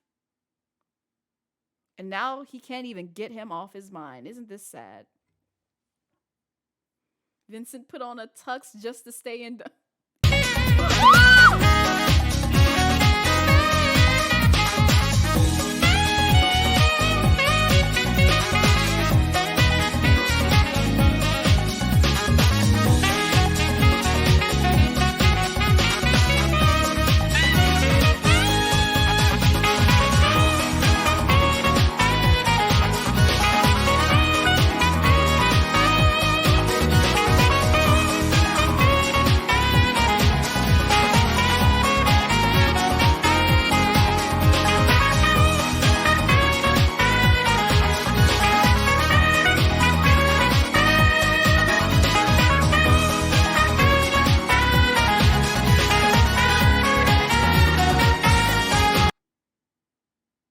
That scared the shit out of me. Low-key got you too. And see, I thought, okay. Yeah, I turned down my headphones just a bit because I'm like, I really don't want anything to catch me off guard. And yet it scared the living shit out of me. Oh. Oh. That was a lot. But thank you, boss, for the 500 biddies. I appreciate it. Ugh, for once you're good. I'm glad you're good. My body is screaming. Oh, that is an accurate representation of the scoreboard, probably. Oh, goodness gracious. Threw a whole man at Blaze, a whole ass honey. Yes, pup, you know it. You know it very well. Raihan. Oh no, not this. Not this. Oh, I forgot you have the head pat, Raihan. Oh, he's so sweet. Look at him, he's so cute.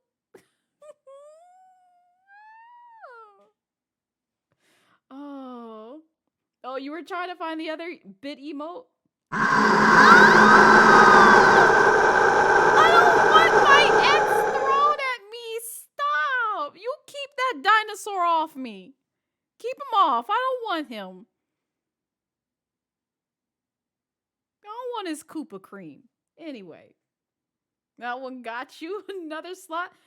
Wait, I do? Oh, no. Oh, God. I gotta find another emote. Lord have mercy.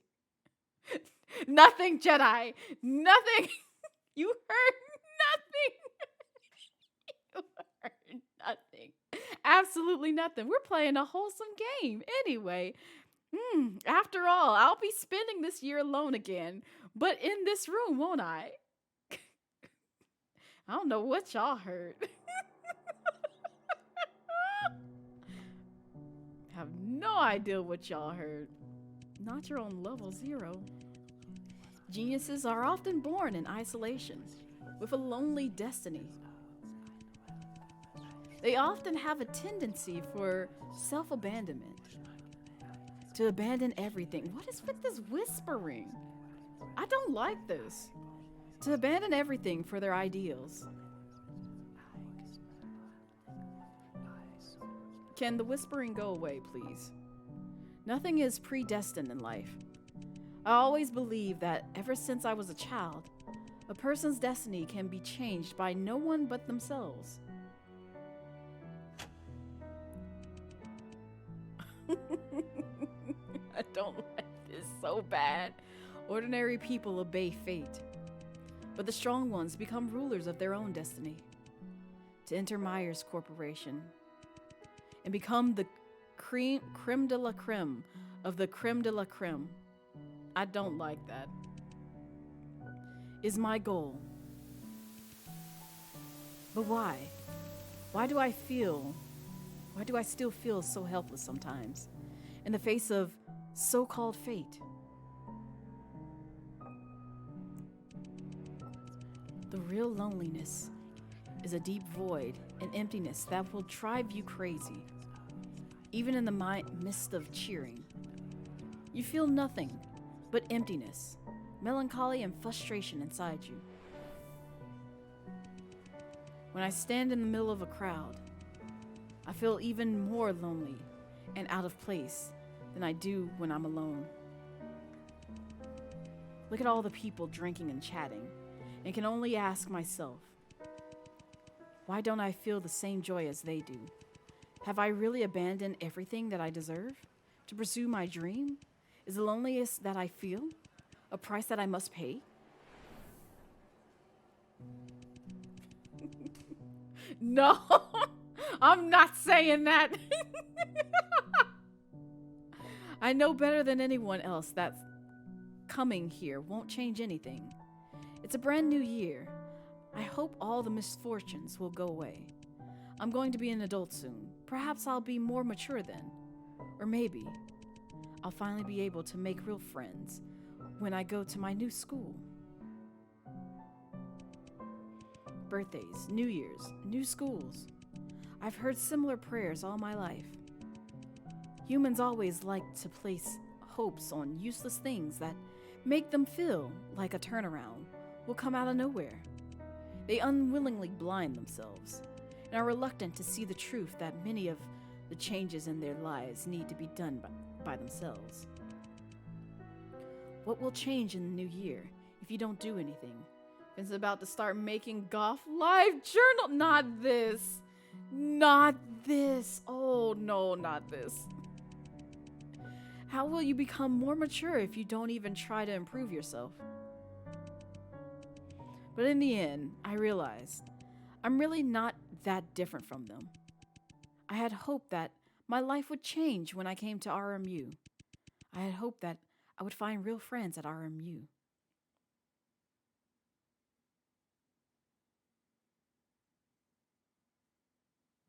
Right, he just comes home and he's just like, dude, you okay?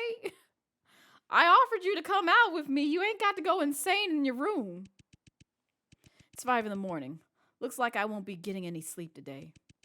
I might as well pack up and get ready for the first day of school. I mean, granted, I used to pull all-nighters too. But that would work against in my favor as soon as I put something in my stomach. Oh, is that your boyfriend? Is that him? Villain type beat monologue. I mean, we already found out he's technically a villain, so it's kind of in his nature.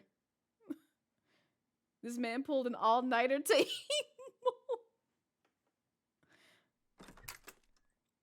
Is it Victor? Is it him? It's Vincent, you're still awake?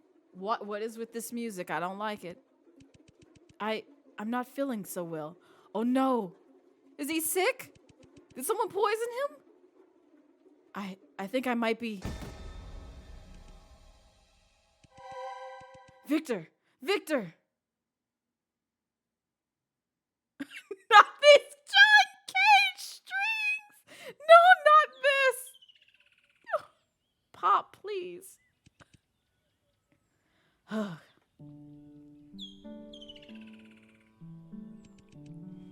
You're awake. Are you feeling any better? I had a similar situation with my roommate back in freshman year. Only they had left the room after they came home from a night of partying, and I didn't know where they were. I just woke up and found them gone. And this was like early in the morning, and I was just like, I don't know where this person is. Because I checked the bathrooms, because it was an all-girls dorm room. But I checked the bathrooms, didn't see them. I checked downstairs. I checked all the places I could think of. And they weren't there. The wild thing is, I think this was a weekend pop. So there was no class. But sooner or later, they came home like maybe 2 hours later. And they knocked on the door and they were just like, how did I end up outside? I'm like, I don't know, girl. You came home drunk as fuck, left the room, didn't know where you ended up. And now all of a sudden you come home and it's just like, how'd I get outside? Like, I fucking know. This is my first time seeing you since you disappeared from your bed. I was knocked the fuck out. Is this my room? Listen, I had some weird incidents on campus. Some very weird incidents. I've also had a sleepwalker come to my room and swear they lived in my room. And I'm like, no, this is not your dorm room, honey. I don't know who we need to go find to, get you back, but this is not your room. And they were fighting to get inside, too. Through the door, I hope. Oh, man. Oh, good times. Good times. You had a roomie that slept walk, but because we had a suite, you just locked the door. That's the thing. We locked the door. We locked the door, but yet they still left. And this happened in, one of the suites that I was in when the sleepwalker came to the door. And their roommate had locked the door as well. But yet they still got out and they were roaming the hallway and they were just like, yeah, this is my room. I'm like, no, baby, this is not yours. And I think at some point in time, the roommate came out and they were just like, yeah, they kind of do this sometimes. So, we'll take care of it from here. Yeah, it just, man, I hate that for folks who actually sleepwalk, because that is an actual condition. But it was like my first time having to deal with a sleepwalker, and I was just like, wow, man, this really does mess you up if you really think you in your dreams trying to get into, your room, and this ain't your room.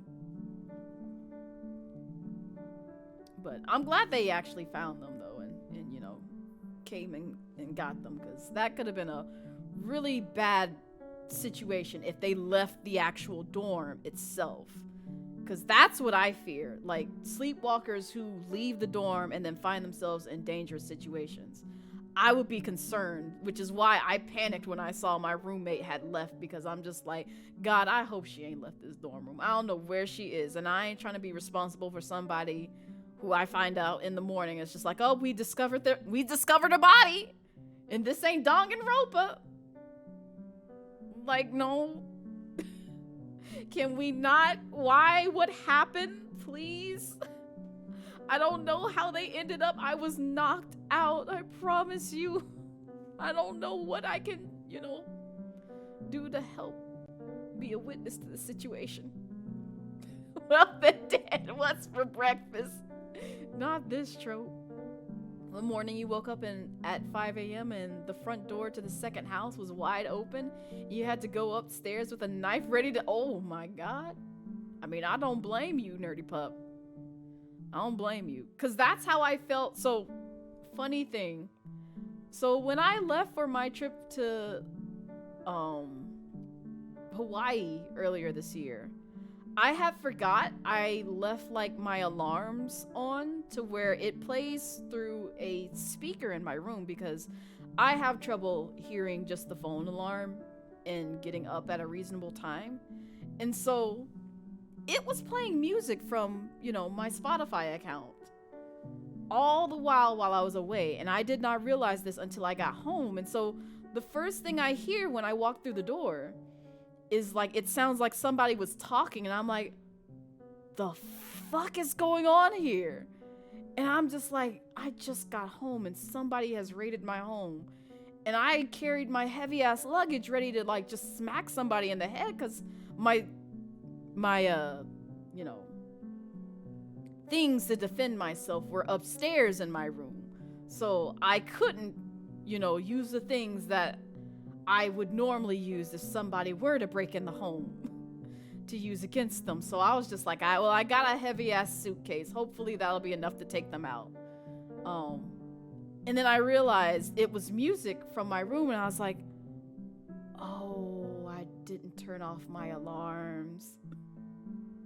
I see. So I panicked for no reason. I love that for myself. Oh, God. Oh, that was a moment where I was just like, yeah, I'm ready to fight somebody. Fashion, hello, welcome in. Happy Saturday to you. How's your Saturday treating you so far? Just a wall of he didn't do it right. Meanwhile, the sober friend is like, help right. That part. Turns out they were one of the idiots that he lived with, left it open after they came back drunk, and the noise you was hearing from upstairs was their friend checking up on the— oh my god. Well, at least you were still vigilant, because, like, if you went upstairs and found somebody who's just, like, not, you know, in here, I'd be like, listen, I don't know if I need to ask questions or just stab and, you know, ask questions after the fact.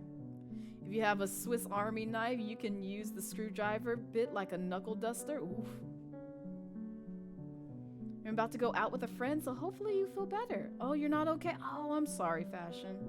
Yeah, I hope spending some time with a friend does your body and mental health good. Because, you know, it's always good to get out and just spend some time with friends and stuff. So hopefully you feel better, and, you know, it's just nothing but good vibes and a good time, because oof. I know those vibes whenever I miss people. Whenever I miss people, I just be like, hey, you want to go out, you know, to the mall somewhere? I don't know. We can even drive. Just drive, go on a long drive to somewhere in our state and just vibe, because I'd rather do that than just be in the house alone. Or sometimes, in some cases, be in like a Discord call. Because sometimes even being in Discord calls, it's reassuring and it's nice to, like, you know, just hang out with friends for a bit. But other times I'm just like, no, I kind of crave face-to-face interaction versus just talking to somebody on the phone or voice call, because it's one of those times. It's one of those times I need to see a person. We go into the ball, it's going to have a fashion show with an art— ooh, that sounds like fun.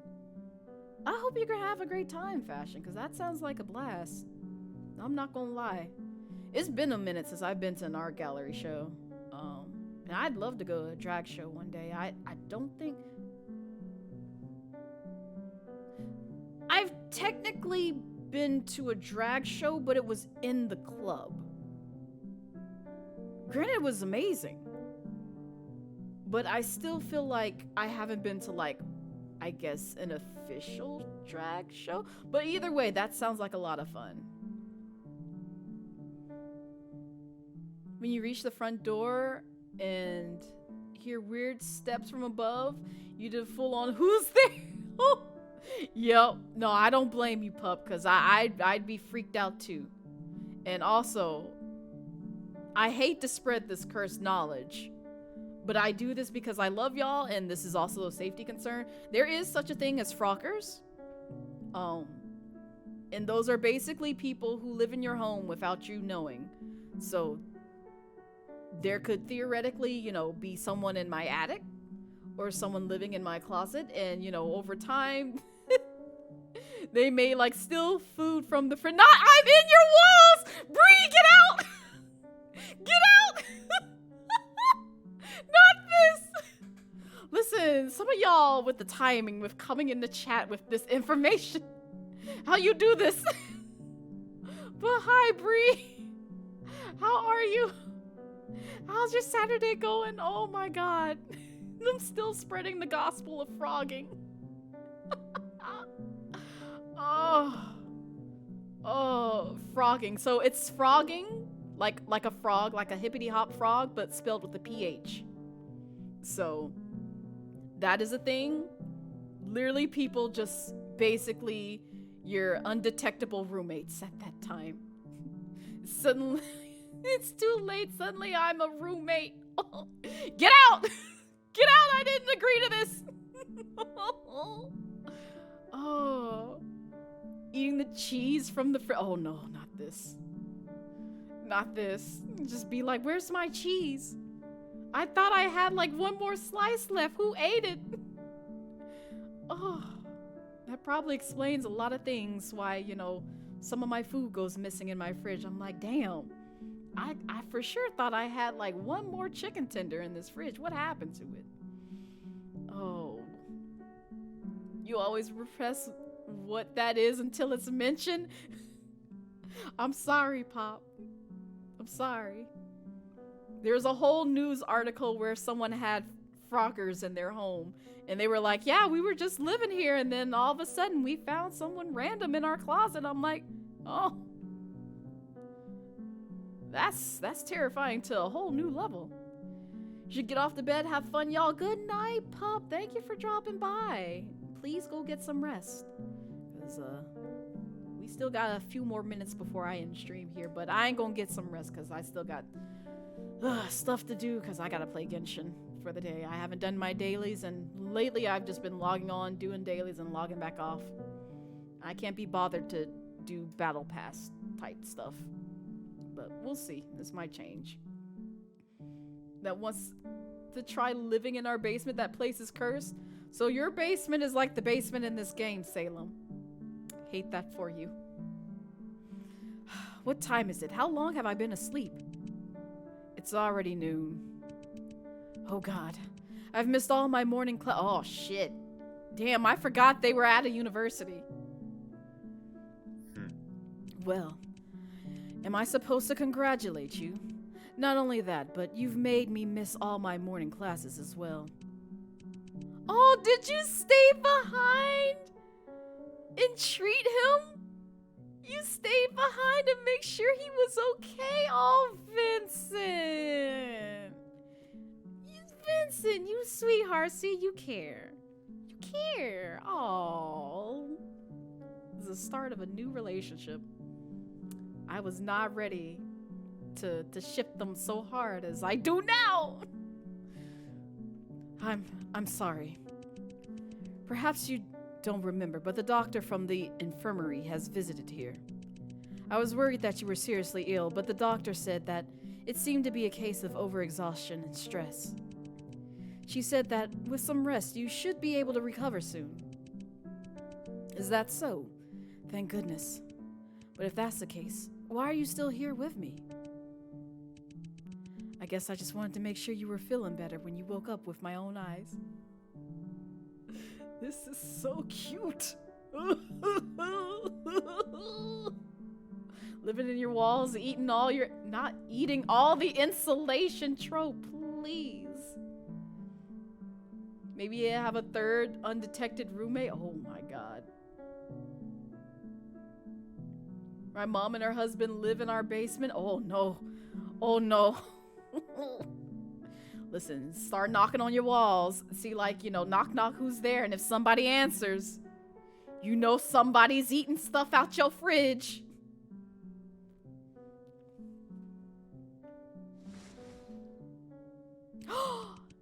It's a kitty coffee. Oh my gosh.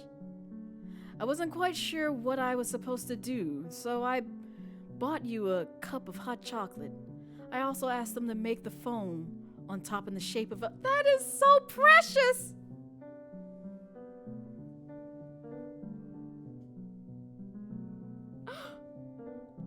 Oh my God! They are boyfriends for real! They are moving so quick! I did not expect this! Oh my God! Oh, they did, Trope. They did. This is so freaking precious. Oh my God. Victor, please. Oh my God, he's laughing. What's so funny? No, nothing. But why, Vincent? After all that I said, to be honest, I'd rather just turn a blind eye to you. I don't want to have anything to do with your life or death. But you're my roommate, so you're part of my responsibilities. I had no other choice. Oh! What were you thinking, ruining your body by partying into the early hours of the morning the day before school started? I didn't go. What? I didn't go to the freshman party. It's because we weren't there. He wanted to take Vincent to the party. Oh God, where did you go?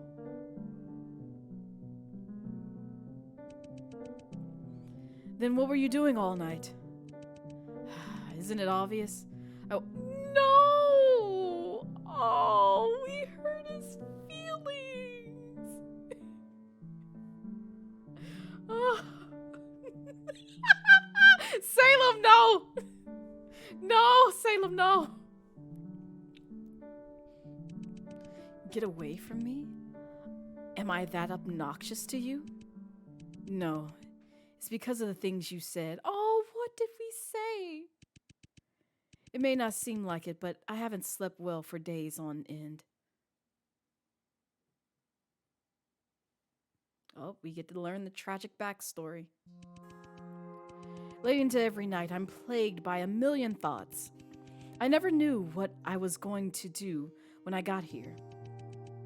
Everything about the future terrifies me. My goal was to get accepted by RMU, but a lot of the time, it felt like I was just carrying out my family expectations of me. You have to make us proud. That was what my parents would always say to me. But when I finally got here, I just felt lost and overwhelmed. I made it to RMU. I have succeeded, right? But then what? What happens after that? Why isn't anyone telling me what to do next? It was as if I was standing on the last step of a staircase, but it didn't lead anywhere. That's when I realized I had not a single clue what I wanted. And then I met you, and that feeling became stronger and stronger. Everything about you irritated me. Oh! Your condescending attitude and the way you talked without any consideration for others made me want to punch you in the face. Oof! If only that was the truth. One night spent in the cold sobered me up. I was not actually angry with you. I was just disappointed in myself. Because you're different from me, Vincent. You're an admirable person, unlike me and many of the students here. You know exactly what you want. You have a clear goal in your mind, and every drop of your effort goes towards it. Violence to lovers, bet yes! You came here because you wanted to be here. And I came here simply because that was what I had been told to do all my life. Look at him blush! Wait, hang on. Hang on. Just indulge in my tomfoolery real quick. Just indulge in it. Hang on. Look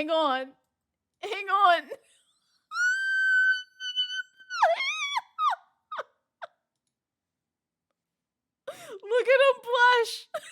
Look at him blush. God, look at him. Look at him blush. That's our boy. Look at our boy. He is blushing like a heathen. He wants Victor so bad. Oh my God. Oh, I love this so much. Oh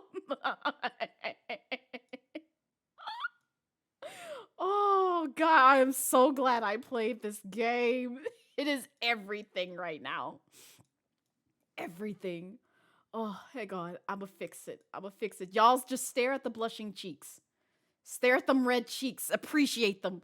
Appreciate them like I appreciate them. He is like, oh God, I love you, Victor. Oh. There you go. It's fixed now. Oh God. I needed that today. You appreciate the cheeks? Listen, you appreciate them. You appreciate them red cheeks. You appreciate them because he appreciates Victor so damn much, and I'm here for it. Oh, God. This feels like two drastically different games. No, Z, we're not. No, we're not. We're looking at two good boys. Two good boys who love each other. The loss I felt for myself when I heard you say those words had never been stronger. But I was unwilling to face the truth, and I turned it into jealousy. Oh, I'm sorry, Vincent. I said terrible things to you. Now kiss and make up! Huh? Are you? Yes, he is! God, I love this game. No. I just didn't expect you to be so honest with me. Is it because I called you an admirable person? No, go back to blushing. Don't hide them cheeks from no one. You enjoyed being complimented like that, didn't you? I didn't know what you were talking about. Come to think of it, you still have classes this afternoon, don't you? There's no point in staying here for me. In that case, I'll take my leave then. Nah, you stay there with your boyfriend. You've already committed to the cause. I really am, Trope. Don't test me. 2 more things. Oh, look at him look back! First, maybe I don't fully understand how you feel, and I'm not sure what to say to make you feel better. But you're here for 4 years, aren't you? I'm sure you'll find your goal eventually. A goal that's just for you. If all you need is someone to talk to when you're feeling down, I'll be here for you. Aww. Second, you have the right to be angry with me if I make you upset, and I allow you to do that. Oh, he blushed, damn it! I should have kept it on screen. I didn't know it was gonna go away. I was gonna expose Victor too. Y'all know y'all saw them red cheeks. See you this evening, Victor. Wait a minute. Vincent, is it gonna happen? Thanks for the hot chocolate. Oh, this is so precious. And just like that, they became college roommates for the next 4 years. Oh, this is a wonderful story, and y'all thought this was a horrible game. And why exactly are you telling me these? I know who you really are, infiltrator. Oh God, now we go back to the spoopiness. What you should be scared of is, if Monsieur M finds out, it'll be all over for you. But I know what you want. Believe it or not, to a certain extent, we actually share the same goal. The same goal? Say, want to collaborate with me, my dear infiltrator?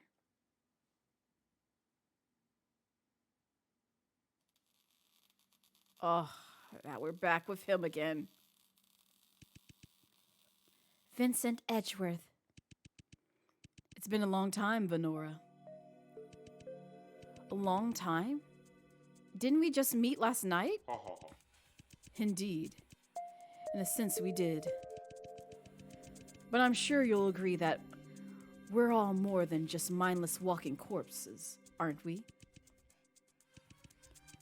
Venora, have you ever considered what decides someone's personality? Well, it should be obvious that none of us were born with a fixed personality.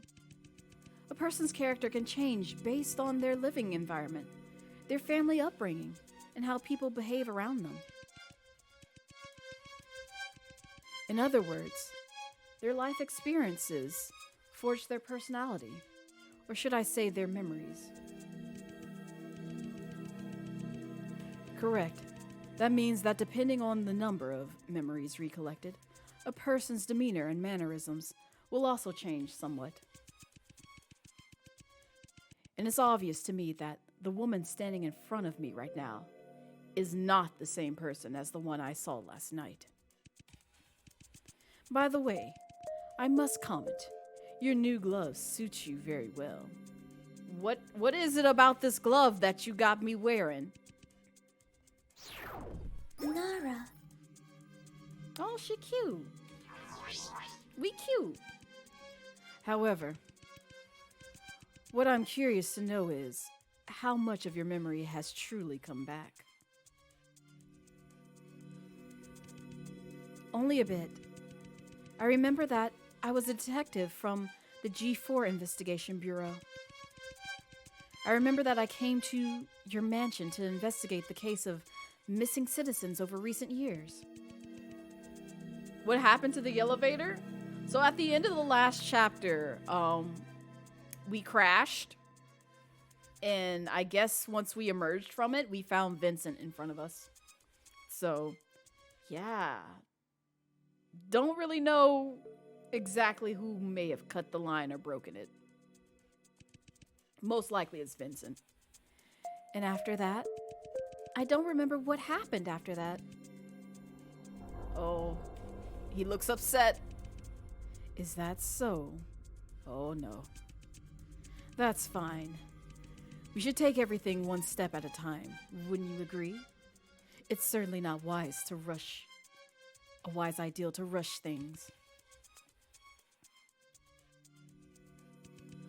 Vincent, you knew exactly who I was all along. Why are you hiding everything from me? Me? Hiding everything? You got it all wrong, madam. If I didn't wish to help you, why would I go through all this trouble to offer you leads? That business card? It was your intention to give me that business card to lead me back to the Myers Corporation to find my memories. You have a special power in you, don't you? As I expected, you've discovered it well. You are able to see past memories contained in certain objects. If that's the case, do you even need me to tell you about your past? Even if I had told you the truth while we were in the mansion, that would be nothing more than just a bedtime story for you. It wouldn't have helped you find your true self, would it? In other words, you wanted me to utilize this power myself so that I could truly realize my own past. I don't believe anything you say. You have no reason to help me at all. It's how he twerked out of the elevator like the slinky demon for you. Hi, Savvy. Hi, Savvy. Welcome in. Or welcome back, I should say. I don't know if you were here for the boyfriend shenanigans, but it was a great time. But yeah, he definitely is shady still. And you was wrong. I just regret that I didn't capture Victor's blushing face, and I want to go back, so I can't. As a former lawyer for the Myers Corporation, you pinned all the blame on Winston for the G4 cyborg incident. You were willing to do anything to get what you were after. There has to be another reason for you to do everything you did to me. I don't care what's going on between you and the Myers Corporation at present time, but what I do know is you're not a righteous person and cannot be trusted. A righteous person? Ha! Ha ha ha ha!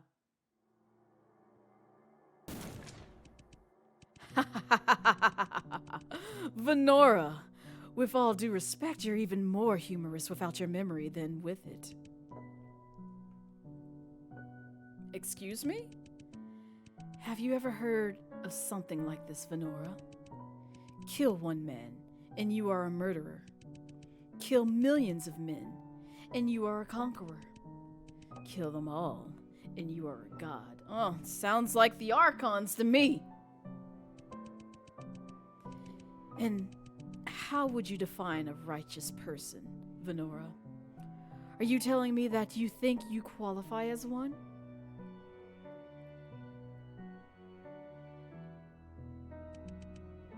In this world, there is nothing that is absolutely right, nor is there anything that is absolutely wrong.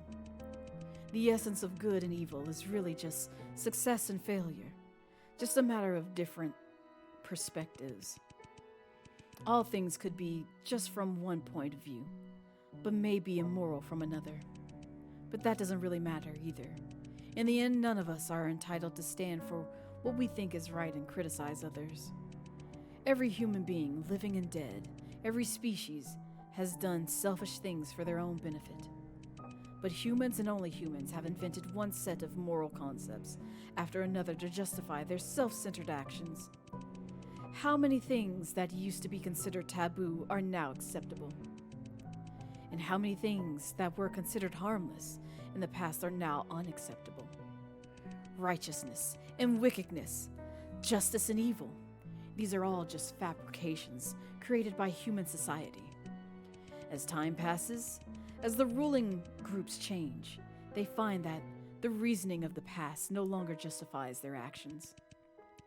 Time and time again, humans find new justifications and rewrite their norms over and over again. In order to label themselves as righteous, to stand in the shoes of an omniscient God, and to judge others by their so-called morality.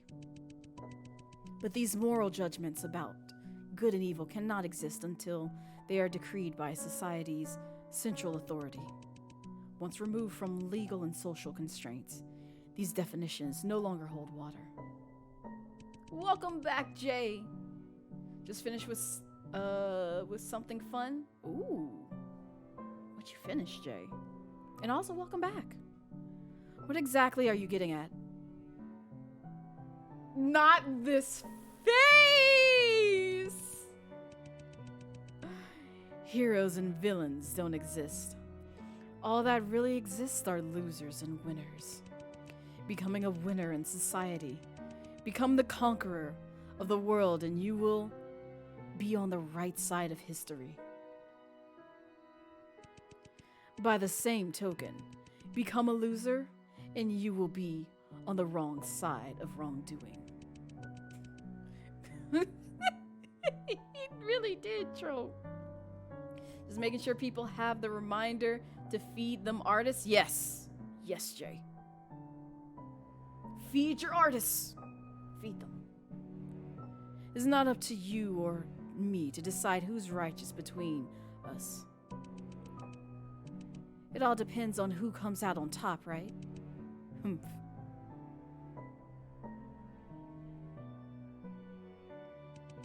Not only that, but the tip of the iceberg you're remembering now only serves to distort the truth. When you get all your memories back, perhaps you will be enlightened. You will understand why I have done all those things. But of course, I don't really care about that either. The thought of winning your approval has never crossed my mind once, Venora, nor do I need it at all.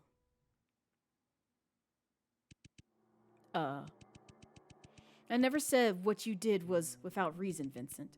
On the contrary, I'm pretty sure that you do have one. Righteous or not, all I want is the truth and only the truth. The truth, is it? You can't handle the truth! I was waiting for him to, make that typical lawyer statement. I see. In that case, may I offer you a proposition? Why don't we explore that room together? The room filled with truth. Are you saying? That's correct. The basement? The secret chamber of the G4 cyborg incident is hidden somewhere in this room. Oh. Yes, I am, Pop. Yes, I am. What do you think, Venora? Why not use your power to solve the mystery here? Oh, jeez. Get out of here with that, Jay! No! No menacing aura here, no. Don't do this to me.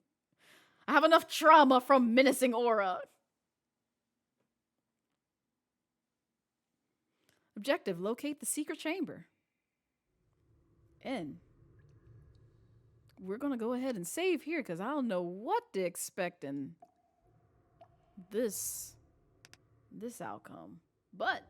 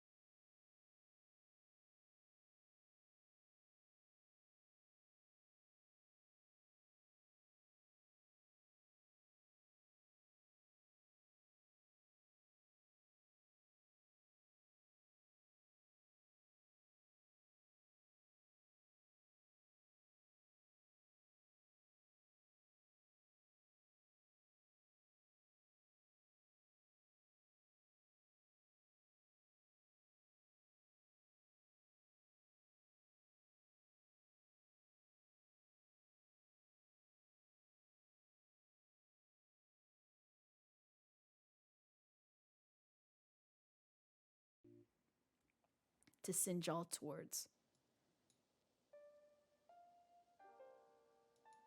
If my computer, cooperates with me. If not, I don't know what to tell you. Wait a sec. I forgot to sign it. Of course, Genshin music would play. Ooh, I know who we're going. I know who we're going to see. I hope they're not ending. I really hope they are not ending. Because I don't know when it started. But I want to send y'all that way. I hope they just started. Okay, I think they just started. Excellent. We're going to go in at a great time because we're going to raid the lovely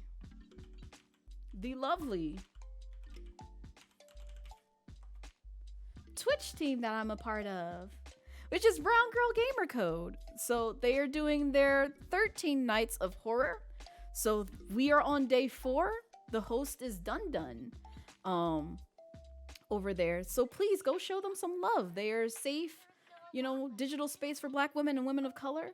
So please go show them some love. We're gonna go say hi and welcome Dun the best way we can. Oh, and she just switched over. Awesome, great, excellent. I'm ready. But I will see you tomorrow, most likely with some Hades, because I'm in a Hades vibe and I want to take out some other boyfriend's ankles. But until then, bye.